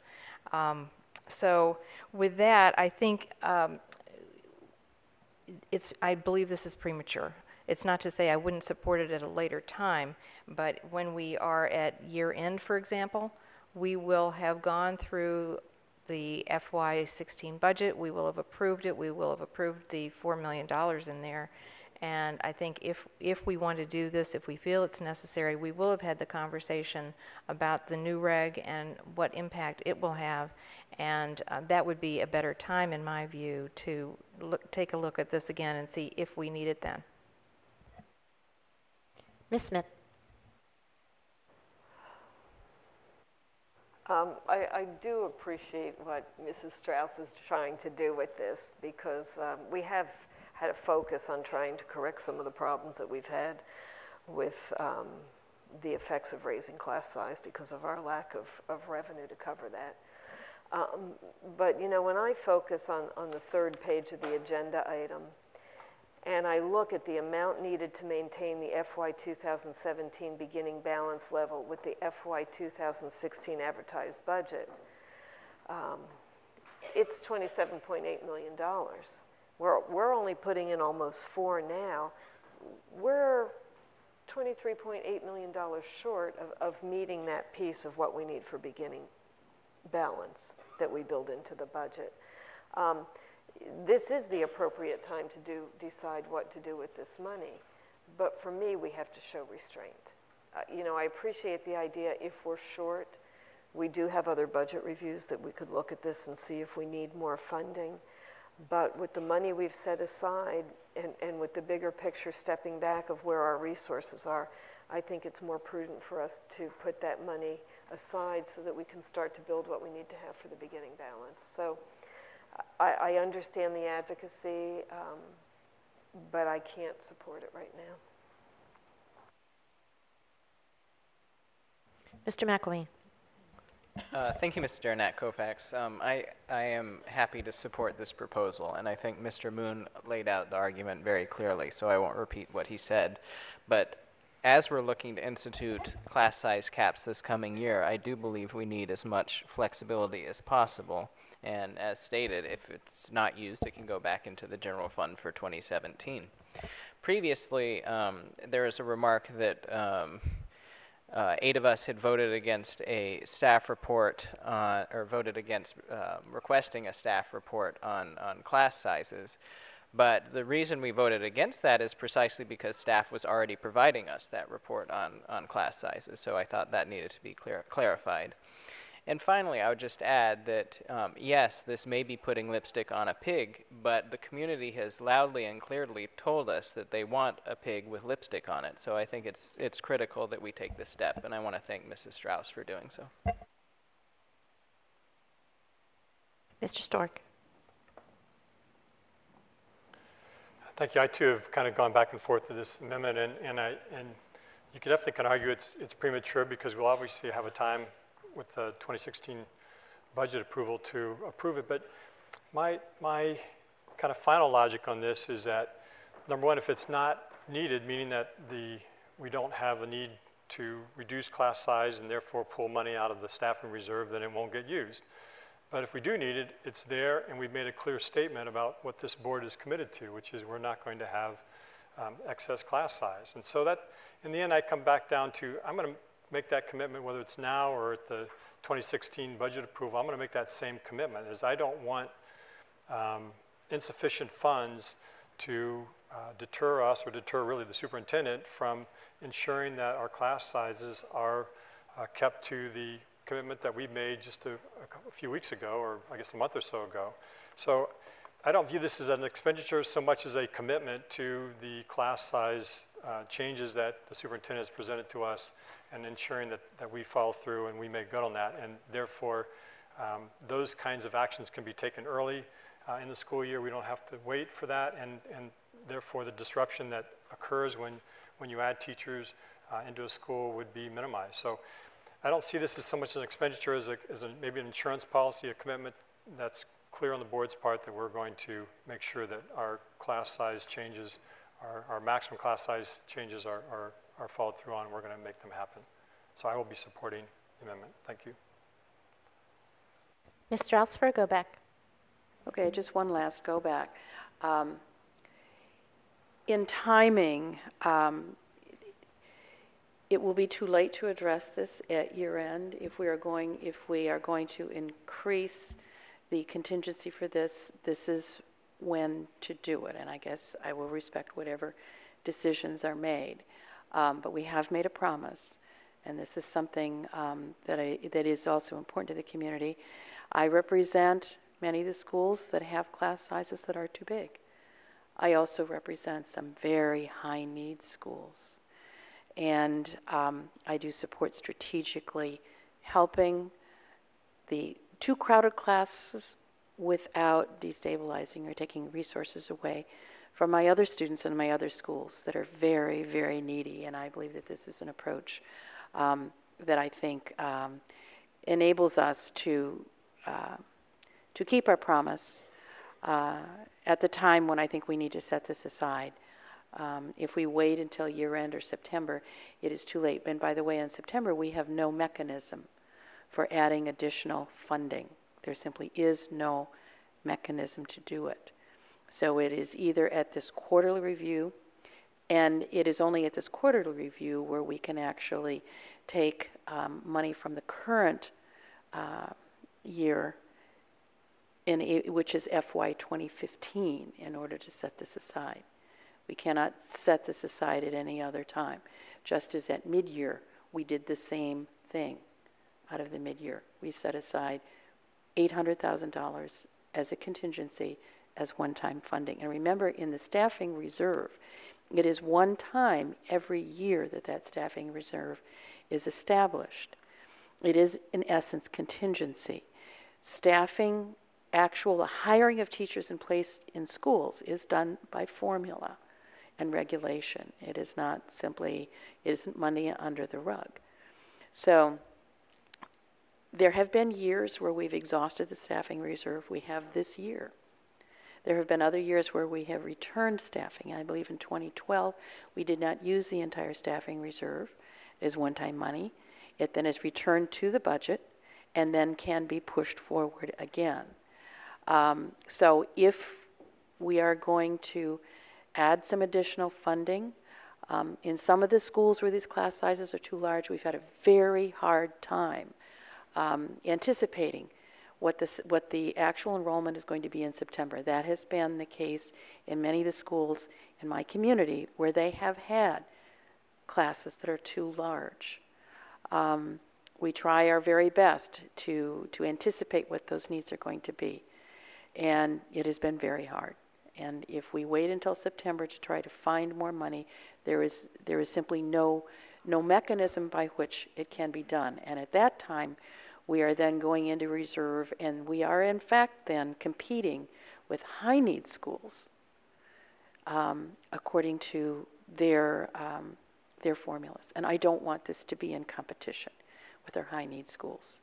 This is an initiative that is small, and it is in order to impact defined classes, defined schools, without taking resources away from anybody else. I look forward to the additional information that I know that we are going to get in May regarding staffing and class sizes and all the rest of that. So we will certainly get that information, and I know we will return to this discussion again in September and October when we get a better handle on exactly how many children. So if we are going to add a little contingency to fully fund this initiative and keep the promise for our parents, this is the time to do that if we are going to do that. So thank you for your discussion and your consideration. I have two more go-backs. Ms. Reed. I will try to be brief. I'm getting the looks from my colleagues. I see it. You know, if we talk about trying to be responsive to the community, what the community has asked for is ongoing support to lower class sizes. So in a way, you know, just saying, well, we're doing a one-time funding isn't exactly what the community is asking for. In other words, they want an assurance that heretofore and forevermore. And, you know, that's a wonderful assurance, but I don't hear any of us saying that. We're all very concerned about it, yes. But I think, you know, as the fiscal stewards, we have to be pragmatic here also. And I'm going back to asking Dr. Garza, when they came up with their estimate of the 3.1, and then we put in an additional 0.8, you know, was that just the best that you could do, or that was the most money you could find, or was there some rationale? As I recall discussing it, you used, for example, teacher salaries, when in fact with the proposed new approach, you're going to be using aides as well. So don't we actually have a bit of a buffer in there as well in terms of your thinking? I'll let you speak. I don't want to put words in your mouth. I appreciate what's being done here. I'm just going to answer this question. We did calculate the number of classes that were over the new standard. I think it would be irresponsible for us to recommend a standard to you all that we're putting in a policy, essentially. And so we've done the calculations, and you know, while it's still a guess, like any budget decision, we're guessing what the cost will be. We do think that the monies that have been allocated with our recommended change you all approved of the additional $800,000 at mid-year. But again, it's a guess. But that coupled with the current staffing reserve, you know, we do think that it will be sufficient. I certainly understand what's being considered here, and certainly any additional resource we can get, you know, and that buffer, certainly appreciate that and understand it. But we have made the recommendation to you all based upon, you know, some analysis. Thank you. And just further then, I guess I would question why the $1 million, and based on what? You know, we've got a reserve here, excess of nearly 4 million. So the 1 million is just, I don't know, based on what? It's a number, and it's greater than 0, and it's less than 4 million. But other than that, I couldn't substantiate that to anybody. And again, you know, that's one of our main jobs, I view, is to manage this money. So I just don't feel comfortable with that. Again, if I had the data, maybe I would feel better about it. If someone said, here's what that $1 million would buy, and here's the schools that are going to get their class sizes reduced, boy, oh boy, I'd sign up for that maybe, you know, if I had that information. But the point is, today, I don't have it. So, and furthermore, we're going to get information about why certain classes are large, why some are smaller, and there may be other things besides just financial solutions. It may be the policy changes. We're going to be seeing some changes. And so, in my view, this just, again, is not analytically sound.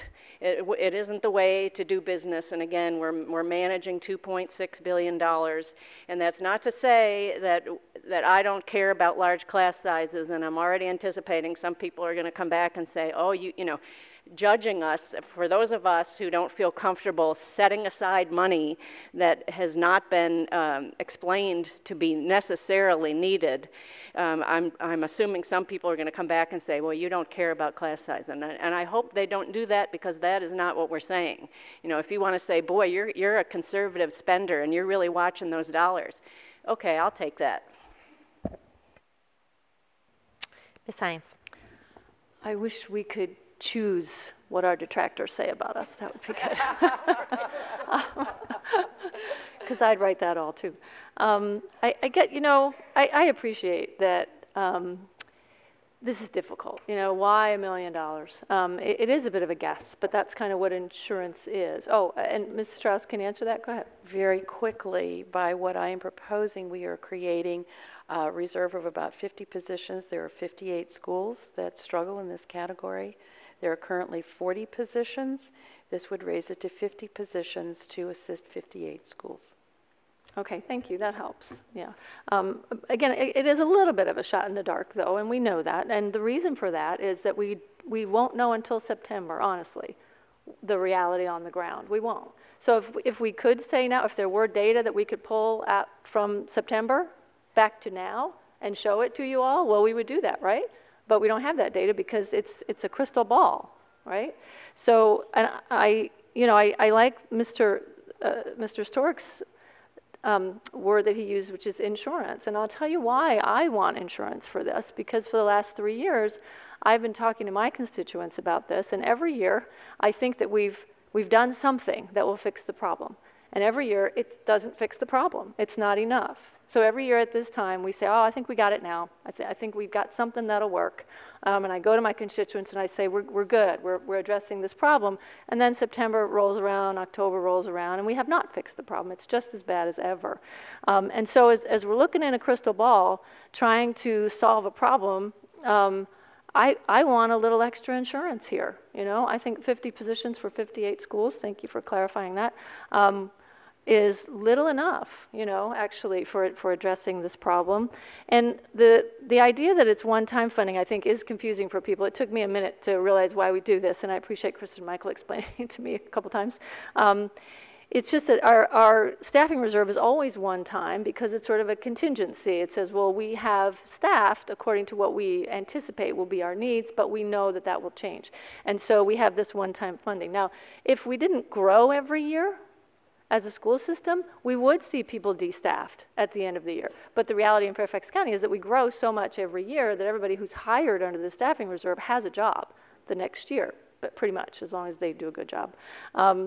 So I think that because this is focused on this precise need, this precise problem, that's another reason why I like it. I don't like the idea of saying, well, if the $4 million isn't enough, we'll just dip into the general staffing reserve. That troubles me because I don't want us to solve the large class problem by taking money away from other schools that, according to our formulas, may need staffing.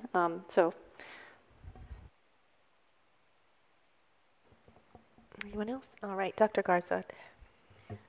I'm shifting gears, so I wanted to make sure that was the end of that discussion because this is changing subject just a little bit. but I wanted to make a note just for transparency purposes. There was one additional change that we have made in the, and I sent you all information regarding this particular change, and it was not related to our general fund, but related to our food services fund, which is a separate fund required by the federal government to be kept separate because it has to be self-sustaining. Our food service workers, we continue to be concerned with how many days due to the snow days and the way we changed our calendar. We did not have makeup days as we've customarily had in the past. And so we do have a disparity as it relates to our comparable workers, such as our bus drivers. They're paid for up to 10 days, I believe it is, for snow days. Our custodial services employees get quite a bit of overtime during inclement weather because they're out there helping us get ready, schools ready to receive students. Our food service workers do not have the benefit of either one of those. And as a result of missing 7 paid days, we had quite a number of food service employees who worked very, very, very hard for us in meeting the needs of our children, who had paychecks of very small amounts. In some cases, were unable to even cover the cost of their insurance. So with your support, we'd like to make this change. We will be making this some kind of change permanently into the future to bring greater parity between these comparable employee groups. And so I just appreciate your support on that particular change. I know it would be greatly appreciated by a group of employees who provide an important service to our children. And Dr. Garza, you're talking about that change to the main motion, not to the amendment that's on the table right now, correct? I apologize. Yes, that's okay. That's okay. But I was speaking of the actual document. Yes, that's I'm sorry. All right. Thank you. Does anybody have Megan, you had a clarifying question. Ms. McLaughlin. Yes, I apologize for the clarifying question. There's been a lot of discussion. I just wanted to make sure I was hearing accurately what Dr. Garza had described earlier. Currently, the way that you have set up the funding right now, you believe that will capture the challenges we have with the staffing reserve, correct? But the additional funding that Ms. Strauss has put forward in her amendment would add on to what you and the staff had already calculated we needed? I mean, so in other words, it's your best judgment right now that the existing funding as outlined will meet our needs. Ms. Strauss's amendment is sort of the add-on of saying just in case your calculations aren't enough, this gives us that additional $1 million, correct? Okay.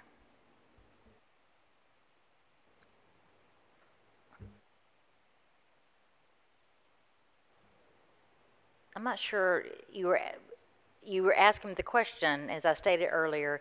Yes, we believe it's enough, but as I stated earlier, all of these things are projections, and I certainly understand and appreciate the sentiment and what's trying to be accomplished. We're all committed to addressing class size, and so we really won't know, as I think you pointed out, if we had a special telescope where we could see what happens in September, I think we'd all feel better. I mean, our guess is an educated guess, but is still a guess, if that answers your question. And I believe the amendment would only be contingency should it be needed. Is that correct? Not an automatic that's correct. as we... This is not intended to be used for any other purpose. It's not money under the rug. It's not a slush fund. If it's not needed, it rolls forward and helps with the 2017 budget. So it is a little bit nuanced, a little bit different than the $800,000 that was put aside at the mid-year budget review. All right, seeing no further discussion, the amendment that's on the table is to move to amend the main motion by reducing the funding set aside to FY 2017 by $1 million and increasing the one-time funding to FY 2016 by $1 million to specifically reduce large elementary classes. All those in favor of that amendment, please raise your hand. I've got Mr. Moon, Mr. McElveen, Ms. Hines, Mr. Stork, and Ms. Strauss. Those opposed? Ms. Reed, Ms. Smith, Ms. Derenak Kofax, Mr. Velkov, Ms. Evans, and Ms.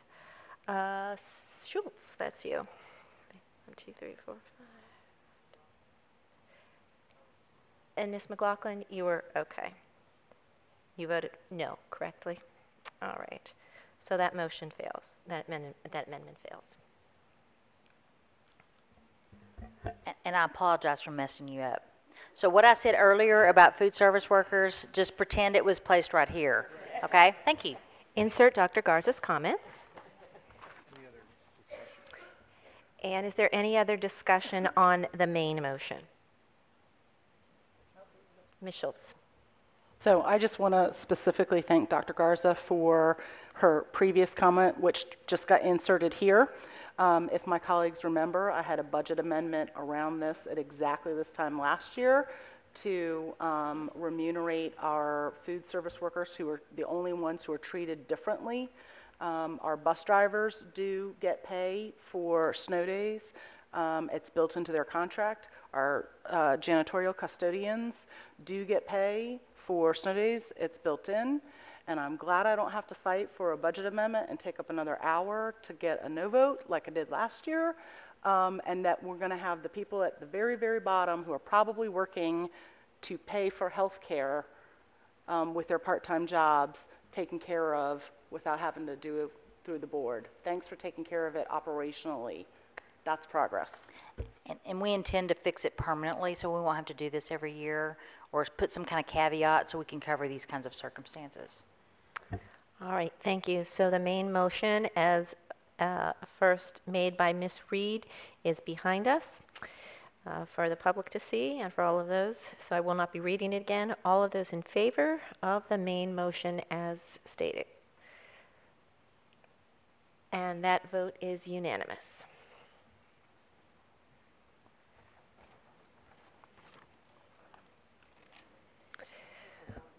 We will now be moving on to action item 4.03, the new Advanced Academic Center at Poplar Tree Elementary. Madam Chair? Yes, Madam Chair, yes, could sir. could they take a short break?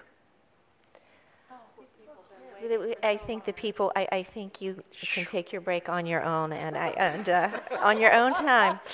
But we're going to keep plugging along. So 4.03. I call on Ms. Smith to make the main motion. I move that the school board authorize the establishment of a new advanced academic program, AAP Center, in September 2015 at Poplar Tree Elementary School for the purpose of relieving severe overcrowding at Greenbrier West Elementary School. Further move that the new center placements for AAP Center eligible students at Poplar Tree Elementary School begin at grade 3, with rising grade 4 students permitted to request a pupil transfer to the new Poplar Tree Center, and with rising grade 5 and grade 6 students remaining at their current AAP centers grandfathered. Future center eligible siblings of students in the Greenbrier West Center will not be granted pupil transfer consideration for center placement. All right, and I understand you have, is there a second? Seconded by Ms. Schultz. Any conversation on this amendment? This motion, Ms. Schultz? Okay, so I'm going to... This is on the main motion, as she stated, not on the amendment yet. We haven't made the amendment yet. So so would you like to wait? I'll insert it here. Okay, all right. So I understand there is an amendment. Ms. Smith. I move to amend the main motion by A, inserting and grade 4 after the phrase begin at grade 3, and B, deleting the phrase with rising grade 4 students permitted to request a pupil transfer to the new Poplar Tree Center, and inserting the phrase that rising grade 4 students based at Cub Run Elementary School who currently attend the Bull Run Elementary School Center be provided the option to remain at Bull Run or to request a pupil transfer to the new Poplar Tree Center. and that's the motion, but I'm going to read what it would be. The phrase would then read, further move that the new center placements for AAP and center eligible students at Poplar Tree Elementary School begin at grade 3 and grade 4, and that rising grade 4 students based at Cub Run Elementary School who currently attend the Bull Run Elementary School Center be provided the option to remain at Bull Run or to request a pupil transfer to the new Poplar Tree Center. Is there a second? Ms. Schultz, thank you. Ms. Smith.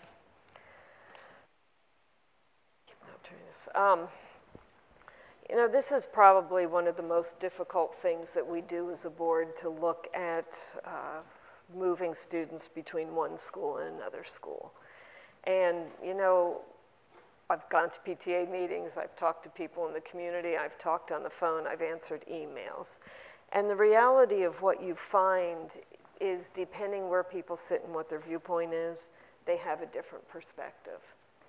And so, you know, appreciating the overcrowding at Greenbrier West, listening to the parents whose kids are already there and don't want to leave, and then listening to the parents at Poplar Tree that want a center grown there, I felt that the best solution, it's not a perfect solution, and I know people won't like it on every side, is to at least begin the center with grades 3 and 4. That way, kids that are currently at West in the 4th, 5th, 6th, well, 6th graders will be gone anyway, that those students will get to remain. The other part of my amendment when I considered this was that those students from Cub Run that are in Bull Run that would have to go to Poplar Tree is to not have that change now, because Bull Run's not overcrowded. The main part of this amendment is to relieve the overcrowding at Greenbrier West. I'm very disappointed that we didn't do this a year ago. This has been on our radar for a while. I was hoping it was going to go into effect this school year, and we weren't able to move it that quickly. I think the center at Poplar Tree will be better, because we'll probably have 2 3rd and 2 4th grade classes, so you'll have teachers be able to interact. I reflected on what I heard from the Greenbrier community. But after I met with the Greenbrier community, I heard from the Poplar Tree community. So the best choice I can make is to start with 3rd and 4th, and I know it's not ideal. I do think that, I know our staff, I know talking with Francis Ivy, that the resources will be put into Poplar Tree to make that a great center. But I ask for your support in my motion, my amendment. Thank you. Next is Ms. Schultz. Would you like to speak to your second? So going back, because we skipped a meeting, and so this is very hard to tie this all together. But we had a school board meeting where we had some very compelling testimony from community members. I want to clarify something, because I keep getting a lot of emails about this, and it's because the Springfield district is by far physically the largest district. Greenbrier West, Chantilly High School, and Greenbrier East are in the Springfield district. You are physically located in my district. I understand that Ms. Smith has the majority of students there, but you are physically located in my district. You're my peeps. And you're my peeps for many more reasons than you know. I grew up in Greenbrier, when I was here. So hearkening back to that meeting, those were compelling testimonies. And I read lots and lots and lots of email and do my very, very best to respond when I can to almost all of it. In addition, we have had Dr. Garza's listening tour at Chantilly High School. I've had one of my 4 citizen town halls held at actually Greenbrier East. So I've spent a lot of time on this subject listening. And I have struggled, I said at the time, because that evening, what was on the table up to that day was only 3rd grade. And I did not like that staff recommendation. I was very glad that Dr. Presidio came forward with a a moderated staff recommendation that said, well, if the fourth grade would like to go. And that's just not compelling, and that's not good, good stewardship of the capital space that's there and acknowledging the problem. And in talking with Ms. Smith at great, great length and wrestling with this, I continue to go back to a year ago and my colleague Ms. Strauss and the Haycock situation. And Haycock was severely overcrowded. And we somehow made opening a center at Lemon Road, where there was no center, work with third, fourth, and fifth. And even, and Dr. Presidio, you can confirm this, even today, I'm still asking you questions. I do not understand why we cannot open with third, fourth, and fifth. But I don't think I have the support. I don't think I'm going to get the votes. For the families who are struggling about, hey, I went to Poplar Tree and kindergarten first and second grade, and I've spent third grade at Greenbrier West, and I don't want to go back to Poplar Tree for fourth grade. I have to tell you, while you were speaking in your testimonies today, I had to add it up because I couldn't add it up in my head unless I wrote it down. In kindergarten and first grade, I was in one school in San Diego. In second grade, I was at Greenbrier East. In third grade and fourth grade, I was at St. Leo's. In fifth grade, I was in Newport, Rhode Island. In sixth grade, for the first half, I was at Miramar. For the second half of sixth grade, I was in Pacific Beach. In seventh grade, I was in a parochial school in San Diego. In eighth grade, I came back to St. Leo's. For ninth and 10th grade, I was at Chantilly. And for 11th and 12th grade, I graduated from high school in Bonita Vista in San Diego. And you turned out very well. Or, you can take it either way, but, having to return to a school in your own neighborhood, being seen as punitive, is not compelling.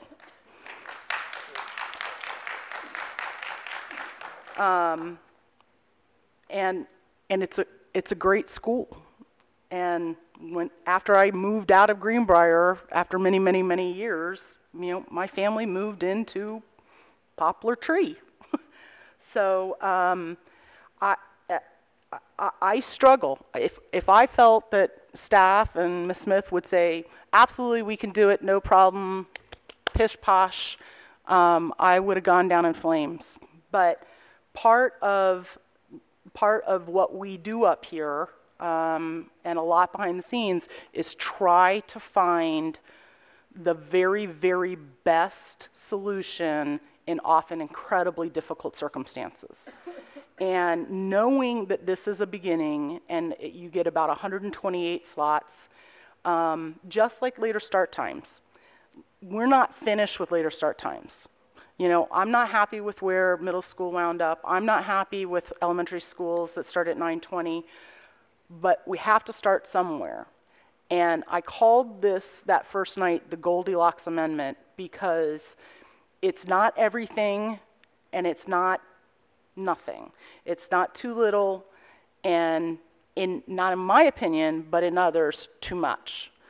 And you have to, in my Ronald Reagan approach, you got to go where you can get 80%, and you're going to get 20% of the people who don't agree with you. But if you can get 80% there, you're not enemies on the 20%. And so, to me, I'd like to provide the biggest relief that I can for a community that struggles with getting in and out of the parking lot and getting to the bathrooms and everything else. And I looked at the square footage on our dashboard per student. And interestingly enough, you may not know this, but you are 6 out of 139. You're the 6th worst out of 139 elementary schools. But what you don't know is that number 2 is Greenbrier East. And what you don't know is number 3 is Union Mill Elementary, where my children go to school. So you're not the worst. It's not going to be the best, but I think that this is as reasonable as I can get all the parties together to do the most amount of good with the least amount of impact, and knowing that we're going to continue to make it better. Mr. Moon. I'm going to wait until what other board members, may say on this particular, motion before I make up my mind. But I would like to ask a couple of questions, which the answers to which will be very important for me to make a decision on this one is, if this amendment were to pass and we have a fourth graders return from Greenbrier West to Poplar Tree for AAP Center program, I want to ask either Dr. Garza or Dr. Presidio. Dr. Presidio, are you listening to me?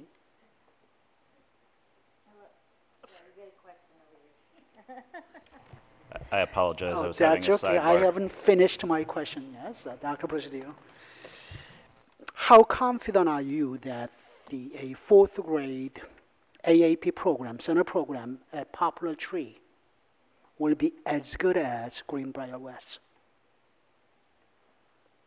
That's a major concern on the part of the parents and community. And clearly there's a lot of subjectivity in how you would measure the program quality, but the reason that we originally came forward with the recommendation to start at third grade is historically that's one of the criteria that we take into consideration is, can we make sure that we have a high quality program in a new center? And there are a number of factors that go into that, having a highly trained and qualified staff, making sure that we have all of the same extracurricular program offerings that we would want to have in a new center that we would try to replicate from an existing center. There are a number of factors that we look at. Now, in Poplar Tree's case, they have already initiated a local level 4 program at grade 3, so they've done some of that foundational work that they need to do to get ready. And again, we believe that we can create a high quality program experience at grades 3 and 4, and we're going to do everything that it takes to make sure that we're able to do that. So we're going to have a certified GTs endorsed, AAP endorsed teachers for the fourth grade, obviously, right? Is that? That's correct. We've been in the process of trying to do a little recruitment on that, and we think we've got some good leads in that regard. Okay, let me ask you about the capacity, physical capacity to take in additional students from Greenbrier West and 2 other schools, a 2 Poplar Tree for the center program. I was looking at earlier today, I was double checking the numbers on our CIP, which was approved by this board. There are a lot of numbers about the capacity of the Poplar Tree. If we take in both third and fourth, are we overcrowding Poplar Tree? Or in 3 years, if we take in all 3 through 6, are we going to be overcrowding Poplar Tree at that point? Yes.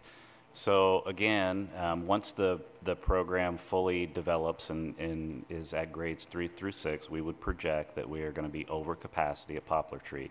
But again, many of our facilities, as the board members know very well, are over capacity, and we would not be over capacity at the same extent that we are in a number of the centers that Ms. Schultz talked about and a number of the schools that she talked about in her remarks earlier. So under our current capital funding or capital needs, are we sort of saying that it's a sharing the pain, sharing the burden amongst several schools? Is that rather than just overburdening Greenbrier West for all the overcrowding situations? Well, just to put it in actual terms, Greenbrier West right now is over 1,100 students, and when the program fully develops in grades 3 through 6 at Poplar Tree, they would be 31 students over capacity in an enrollment of about 725 students. Only 31 students over. Yeah. Thank you. Ms. Strauss. I will support the amendment. I know that change is difficult. And thank you, Dr. Presidio, for reassuring us that the program opening, the new program, will be of high quality. The teachers will be prepared and ready. I actually think that opening a center larger rather than smaller I think actually increases the rigor of the program because you have a larger cohort and you have more teachers working together. I know sometimes individual members of a community may not quite understand the incredible impact that a very overcrowded school can have on the entire school community. And it's not just the number of trailers on the campus, it is the it's the strain on the core capacity, on the core building function. And I probably might have been interested in starting this center even larger. It can be successfully done that way. We did have to do that at Lemon Road, but I certainly support the amendment. I think it's a wise way to go, and I think it provides the relief that is needed, and I'm quite confident that the new center will be of high quality and will serve our students well. Thank you. Ms. McLaughlin. First, I want to thank the families who are here with us tonight, all of you. I appreciate you staying so long to listen and hear the deliberation. I'm sorry our agenda didn't get you out of here sooner this evening. In terms of the amendment itself, I will support it, but I want to add a caveat. My own personal experience as an elementary school student, I was required to transfer my final 2 years of elementary school for 5th and 6th grade, and it was upsetting. So as a board member, I take very seriously when we have to ask students that we need to move them. But it worries me that when a neighborhood school, through no choice of their own, host special programs and then suddenly find that their own children's education is compromised. That's just, as Ms. Strauss and others have pointed out, when you're talking about the cafeteria, you're talking about physical education, you're talking about the library, computer labs, it all is affected. And so this opportunity to, in my mind, I think, and Ms. Strauss pointed to it as well, creating 2 grades, I think does actually create a stronger community for that. And for parents who, are worried about this, I will say that I'm one of those parents who 2 of my children attended their base school, and my youngest went to an AAP center. And I'm pleased to say that my oldest 2 students, one's at a fabulous college, and the other one's about to head off this year to a fabulous college. So our AAP centers are great, but in the end, every single child deserves to be in a school building where we have capacity for them. And I am thrilled that our families love our AAP programs, but sometimes it means we have to move where we offer that instruction. And families are always welcome to stay at their base schools, or they can go to the centers if they would like that additional enrichment for their children. But I think we have a responsibility to our base school community that your neighborhood school is not grossly overcrowded. So to Ms. Smith and Ms. Schultz, I know this was very difficult. I appreciate your leadership, both of you, on this, and you know your community's best, and that's another reason why I want to support you tonight. Ms. Evans. Oh, thank you. I am going to support this amendment and appreciate the work that Mrs. Smith and Mrs. Schultz have put into trying to find the right balance here. I just had a quick question. We've had a couple of emails about siblings, and I'm wondering if your amendment changes anything with siblings. I'm thinking about if you have a current 3rd and 4th grader at Greenbrier West or a current 3rd and 5th grader. What about those siblings? Is there any accommodation being made for them in any way, or would those students simply be at different schools? What the amendment addresses is those children that have not been identified yet.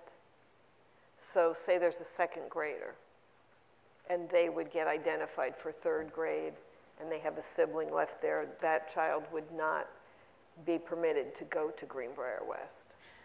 What if there's a current? That's not addressed in the amendment. It's not. And what would happen in that case? I don't have a complete answer. I think that would be something that would have to be discussed.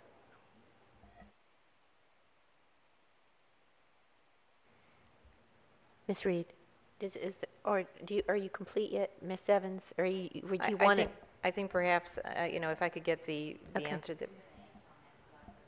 Yes, please. Okay. Okay, sorry, I've got another sidebar here. Apologize.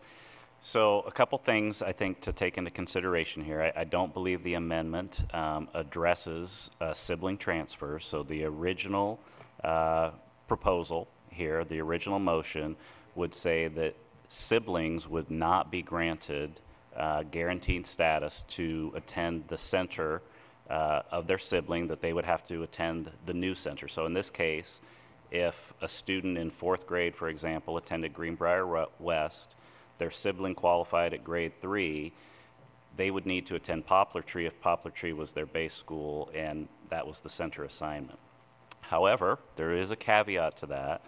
We do allow pupil transfer requests. So in certain situations where space is available, and I understand that space is not available here, sometimes consideration is granted. But this is pretty typical language of how we craft all of these recommendations whenever we open a new program. So this is consistent with how we've done it in the past.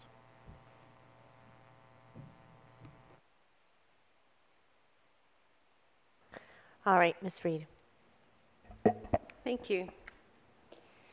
Appreciate the two board members in particular doing the yeoman's lifting here. And it's also worth saying, though, that we appreciate everyone who has sent all of us emails, and we do read them. And even though they may not be in our districts, I think I speak for my colleagues when I say we all represent all of you. And many of us have been parents who've been impacted by some of these same issues. So we have walked in your shoes. And that makes it even more difficult, I think, to be up here to try to be objective and to try to think about what's best and weigh the objectives here. And so I was taking a step back and I was saying, what are the objectives? Well, clearly one is to reduce the overcrowding. And we heard from the kids tonight in particular about the trailers and how crowded it is and how it just impacts your ability to have a fun day at school. And then it's also clear that there's an expanded AAP eligibility issue as well. And one of our goals, of course, is to make sure that each of our children are allowed to succeed to their potential. So we've got those two things going. I recall from our discussions, though, on the Lemon Road, which seemed like just yesterday, Janie, critical mass was an issue, and that's one question I do have, that many of the parents were concerned starting a new center. Will there be enough children who are AAP Center qualified to make it, I don't know, of the same quality that some might perceive? Is that something that you can respond to? Yes, we would have critical mass, meaning when we talk about critical mass, we'd like to have 2 classes at a particular grade level, and we would have a projection of 64 students at grade 3 and approximately 64 students at grade 4. So we'd be able to have 2 classes at each of those grade levels at Poplar Tree. Excellent. And I think one of my colleagues already asked about the teacher training and the quality of the programs, and it sounds like you're, again, since we've been down this road before, I think you kind of know what you need to do to open a new center, and so it sounds like I see a lot of nodding. Dr. Right. Horn is well versed in what we need to do. Yes, I have great confidence in her. And so the last question I have, well, 2 more, I'm sorry. Why not the 5th grade? Why just the 3rd and the 4th? I still haven't really heard the answer to that question. Well, as I mentioned, there's a number of criteria that we look at. So we, again, look at the need for the highly qualified teaching staff and the ability to make sure that we have the teaching staff there.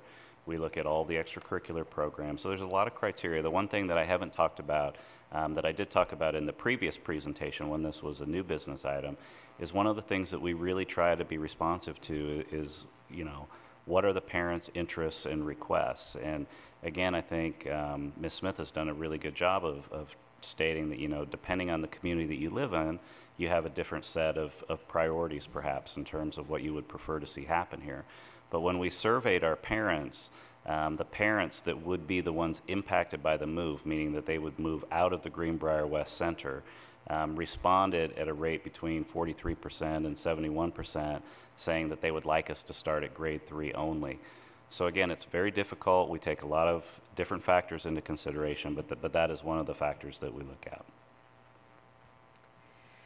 Well, I see here that from one of the parents' testimonies, they seem to feel that the parents in the survey were asking for grades 3, 4, and 5. I don't want to argue with you, but as well as the fact that Haycock was over capacity at 180 and Greenbrier West is at 265, and Haycock again took the 3 grades.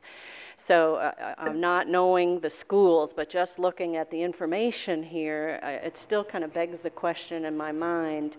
And I understand what you're saying, and so I think Mrs. Smith has done a good job working with Mrs. Schultz, trying to straddle and weigh all these circumstances. But it seems to me, since we just recently did this at another school in a very similar situation, I don't understand why the answer is different. Well, I would just remind you that when we made the recommendation to open the center at Lemon Road, we made the recommendation to start at grade 3, but then again, based on the community engagement process, the amendment was brought forward to start at grades 3, 4, and 5, and we worked very hard to start a high-quality center at Lemon Road at grades 3, 4, and 5 here as part of the community engagement process. You know, the current, obviously the current amendment on the table is to start at grades 3 and 4. The original recommendation was to start at grade 3 in this situation with the option for grade 4 parents. But obviously, you know, we're going to work very hard to start a high quality center at whatever grade levels the board approves us to start at. Thank you. Mr. Velkoff.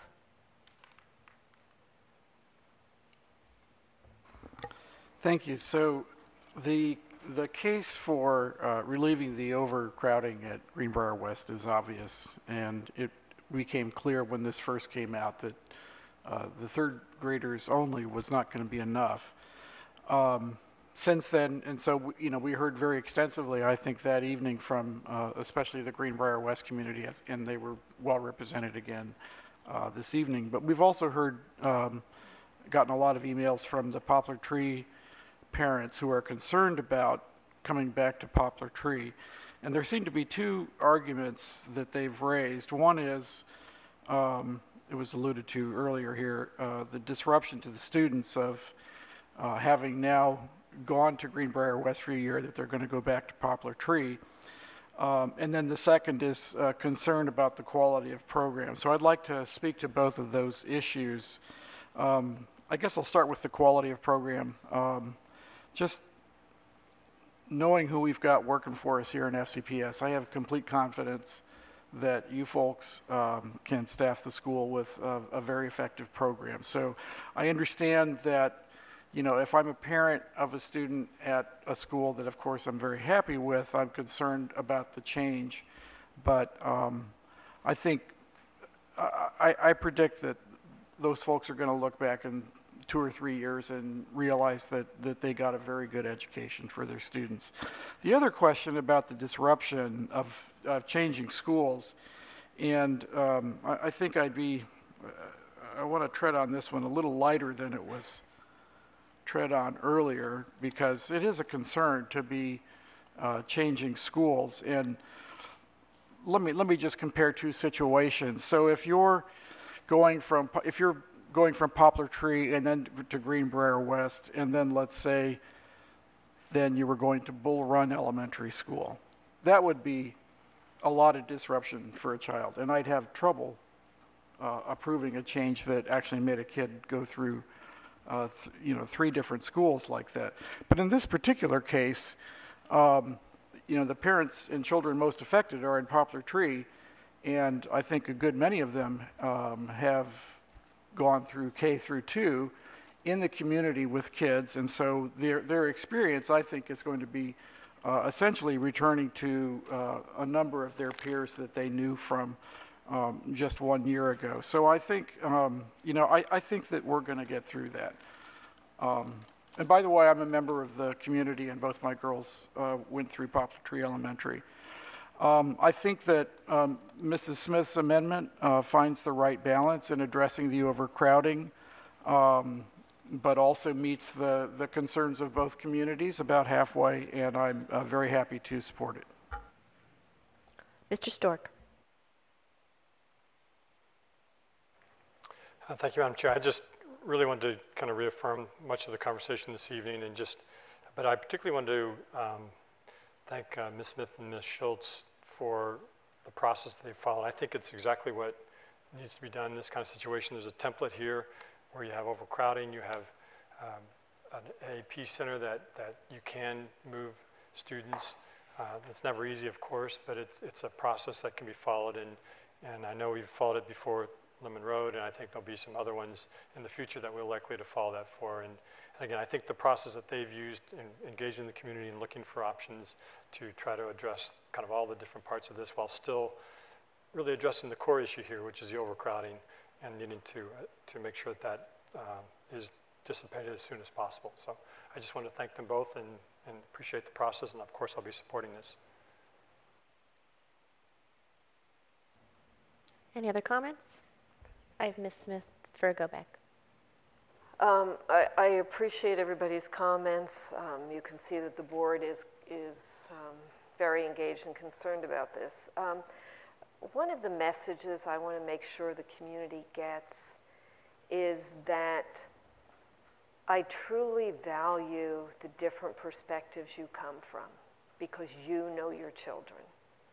And when a parent says that they're very concerned about the transition for their student, we need to value that and we need to respect that. And I know that our school system will be aware of those children and make sure those children are engaged. Because I have 4 kids, they're grown now, I have a couple grandkids. They're different. They react differently. And it is our responsibility as a school system to keep an eye on these kids. It's the responsibility of the parents to talk with the school system and see how it's going. I understand that this is it'll be joyful for some people, it won't be for others, but we will work hard to make this work for your children. That's our responsibility. And your responsibility is to talk to us about how it's going to ensure your kids get the best education you can get. But I want you to know we respect all the different viewpoints that you come through with this. It's really important. Thank you. All right, we have an amendment on the table as Ms. Smith, and it's behind us. And let us vote on that amendment from Ms. Smith. All those in favor of the amendment, please raise your hand. That vote is unanimous. All right, so back to the main motion as amended. And we have that behind us. Yeah, I'll read it, or would you like to read it? I can read it, I'll read it. All right. This is what the motion will read. The amendment passed, and the main motion is going to read as follows. I move that the school board authorize the establishment of a new Advanced Academic Program, AAP Center, in September 2015 at Poplar Tree Elementary for the purpose of relieving severe overcrowding at Greenbrier West Elementary.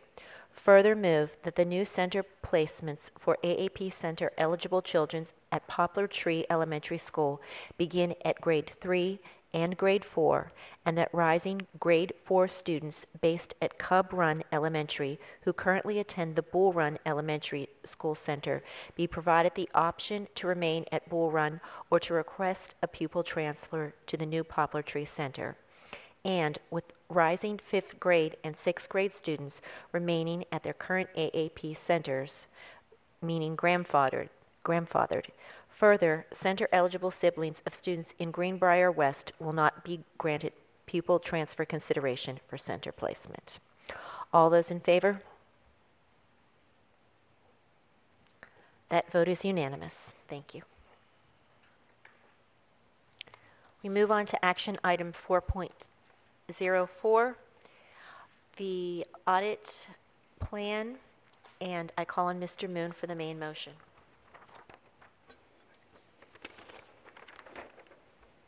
Thank you, Madam Chair. I move that school board approve the FY 2015 internal audit work plan for the period January through June 2015 as detailed in the agenda item. Seconded by Mr. Velkoff.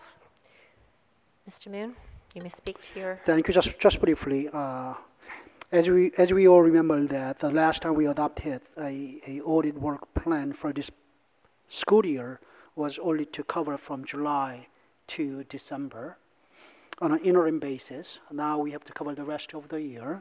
This is cover the balance of the year. I realize that the second half of this school is half over.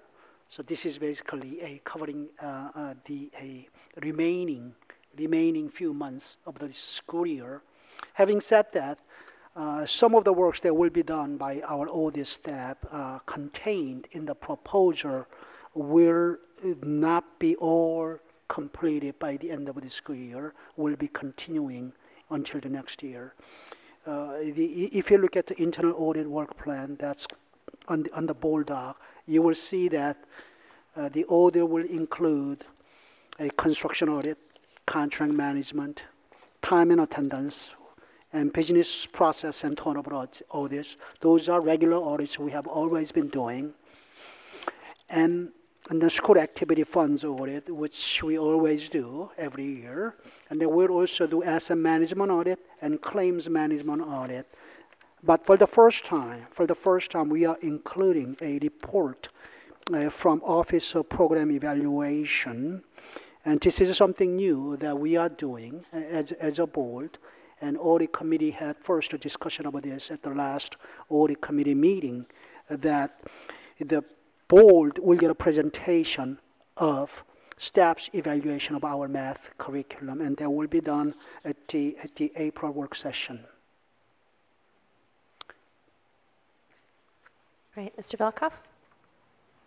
Thank you, Madam Chair, and I very much appreciate that you took this off the consent agenda, so we'd have an opportunity to discuss. And I just want to raise awareness for the public about what I personally regard as a rather historic event here in what Mr. Moon just referred to, which is the inclusion of program evaluation in the audit, and I look forward to seeing that in a couple of weeks.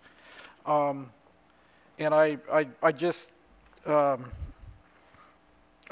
laud the committee. I'm kind of curious, how did you get here? And I'm really glad that you did. And can we assume that there will be more program or program audits? I mean, I cannot speak for the rest of the committee members, but I personally, as a one board member, certainly expect to see a more of program evaluation presentation to the full board, and board may take some actions depending upon the recommendations and depending upon the findings from those reports. But that is for the future. This is the first time we are doing it, and I would be remiss if I did not thank a former audit committee chair who is still serving on the audit committee, Mr. Stork, when under his chairmanship, the prior audit committee did a magnificent job and made this particular recommendation for us to look into more a program evaluations. And Mr. Stork, you deserve a lot of credit leading in the prior audit committee. And of course, that audit committee included member Megan McLaughlin and Mrs. Jenny Strauss, and I forget the fourth member. I'm so sorry. There was one more. Mr. Becker. I'm sorry, I was forgetting you. So, again, I don't want to belabor the point. It's late, so we can move on. But I just want to thank everybody on the audit committee. I think this is historic, and I'm really glad that we're going in this direction. Thank you, Mr. Becker. Ms. Hine. Thank you. Well, I don't mind taking credit for things, but actually, because I'm on the audit committee now, but I think the credit for the program audit actually goes to staff, because that was already in the works, and the fact that we have it, ready to be reported to us means that a lot of work has gone into it, previously, and so we're just benefiting, I think, from work that staff had already decided to do. So. Absolutely, I agree with you. Ms. McLaughlin. As someone who's been hearing in her district about some of the challenges, and I've heard my colleagues also bring it up in prior work sessions, about especially the high school math curriculum and in particular Algebra 2. We've been having some real challenges with student success, and we're talking students who have a history of math success, and then they're hitting Algebra 2, and it's troubling. And I don't think we're the only school system. I think nationally there seems to be something going on with Algebra 2, the way it's being delivered. And it's late, so I won't belabor it, but I did talk to a math teacher in our county about it, and I think that break of having Algebra 1, then Geometry, and then Algebra 2, it presents some challenges. So Dr. Garza, your staff, my colleagues who are currently serving on the audit committee, very pleased that through everyone's work, I think, as Mr. Velkoff pointed out, this is going to be a very important briefing for our board, and I look forward to really supporting Dr. Garza and her leadership on this, because we've been hearing about this from our teachers and our students and families. So I think this puts us in the right direction at trying to be responsive to the issue, and then hopefully working in a better direction to help our kids with that success. Mrs. McLaughlin, I want to assure you that I had a chance to look at the report,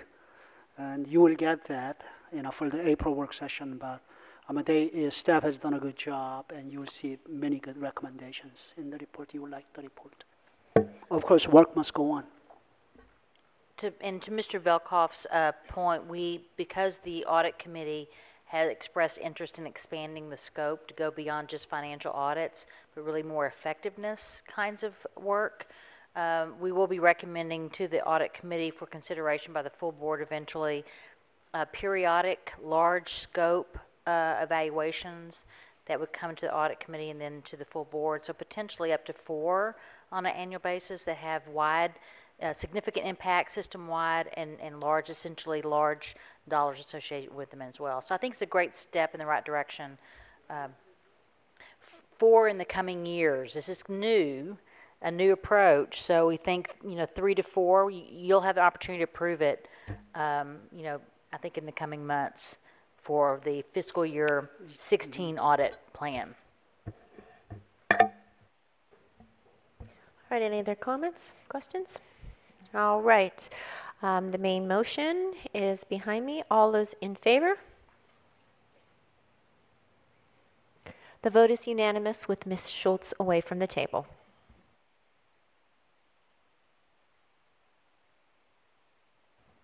Next, we go on to agenda item 4.05, confirmation of action taken in our closed meeting.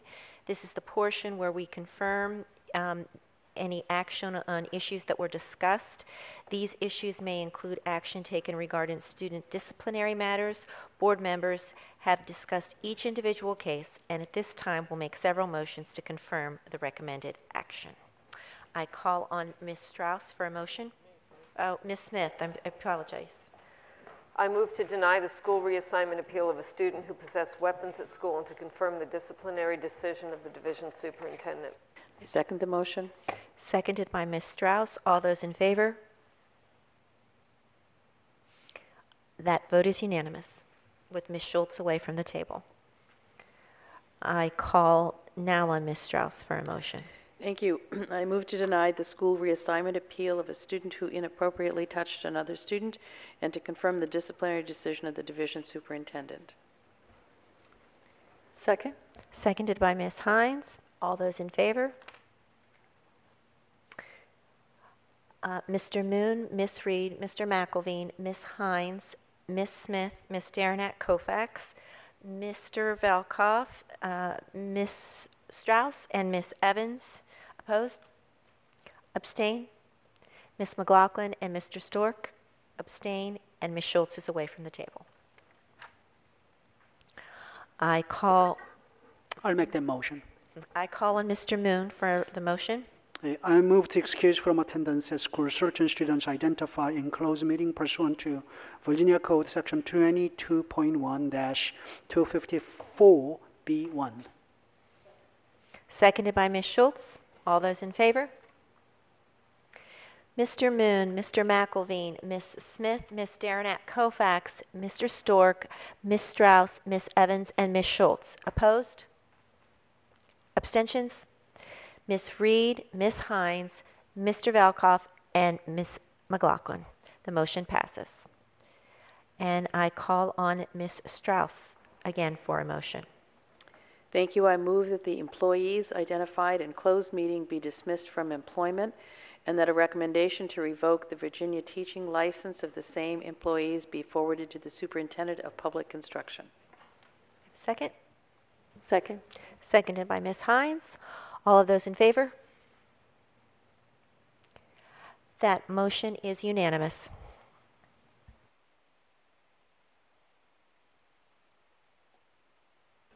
Moving on to the consent agenda.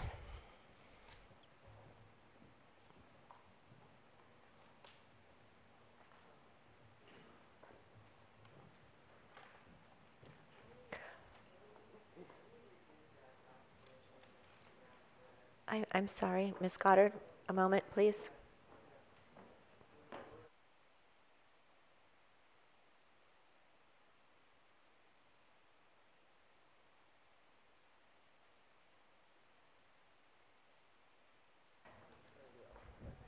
There was a mistake in the last reading of the motion, so I'm going to have Ms. Strauss reread it, and if my colleagues can just stay here for a moment so we can reread it correctly.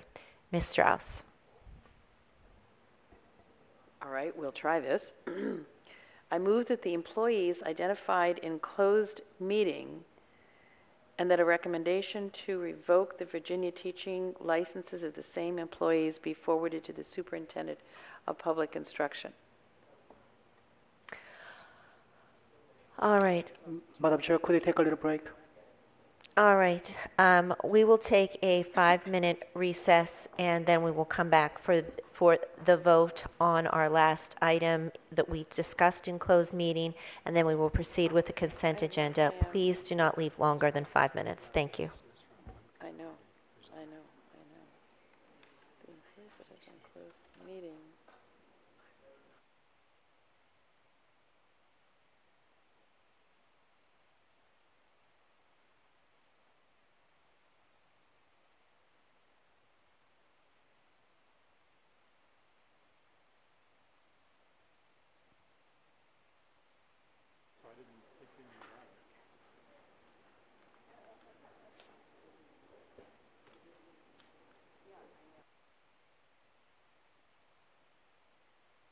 All right. Could board members please come back to the table?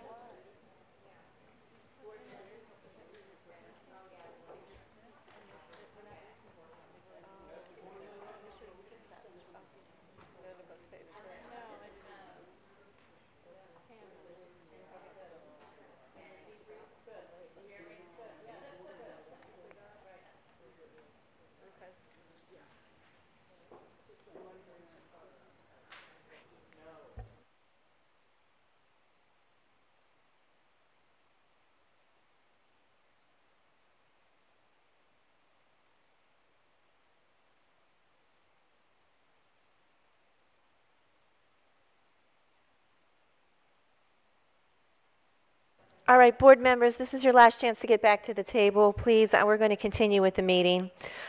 There was an incorrect word in the last motion, so I'm going to ask Ms. Strauss just to reread that and we will revote. I will. Thank you. I move that for the employees identified in closed meeting, a recommendation to revoke the Virginia teaching license of those employees be forwarded to the Superintendent of Public Instruction. Second. Seconded by Ms. Hines. All of those in favor? The vote is unanimous with Ms. McLaughlin away from the table. Thank you.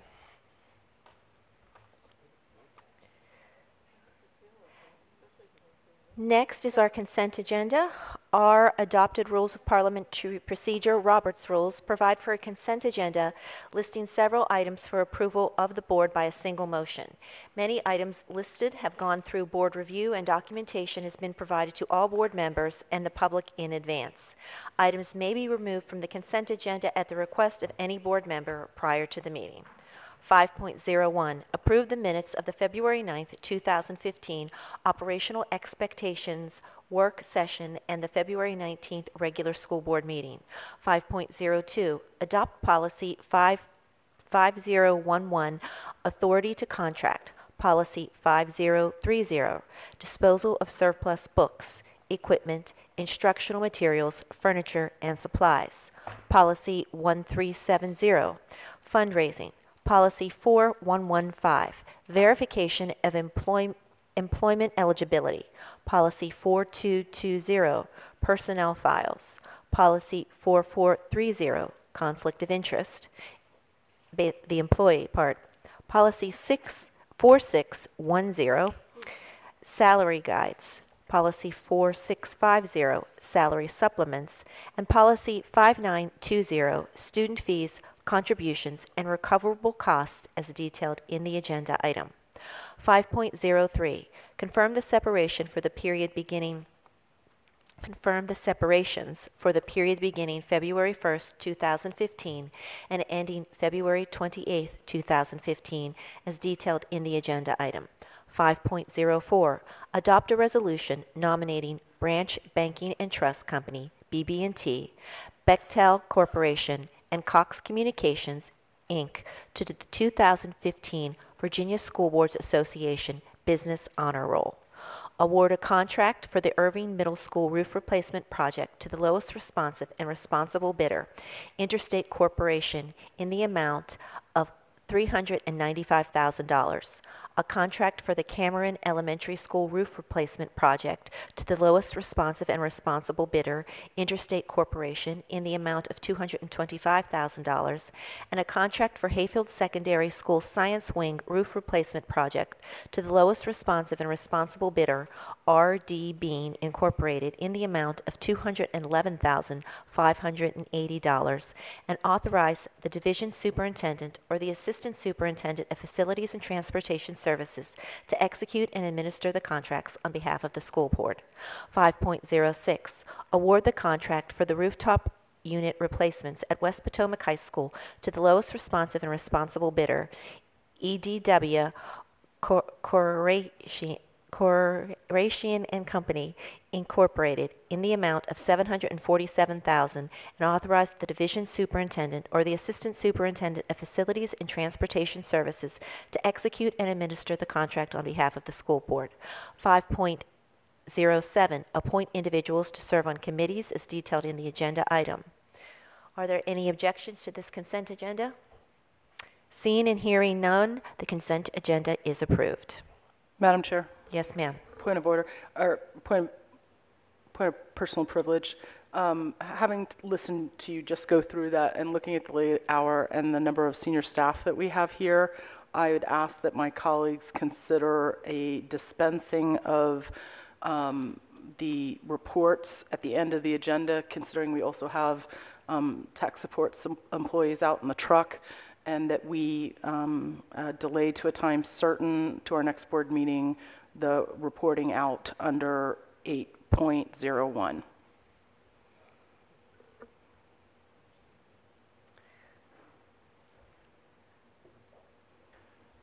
I think I will take a quick brief, since I always talk about the reports, and I think that's fine, but I will look at my colleagues to see, will the colleagues like to do that, to admit this portion Madam of the Chair, report?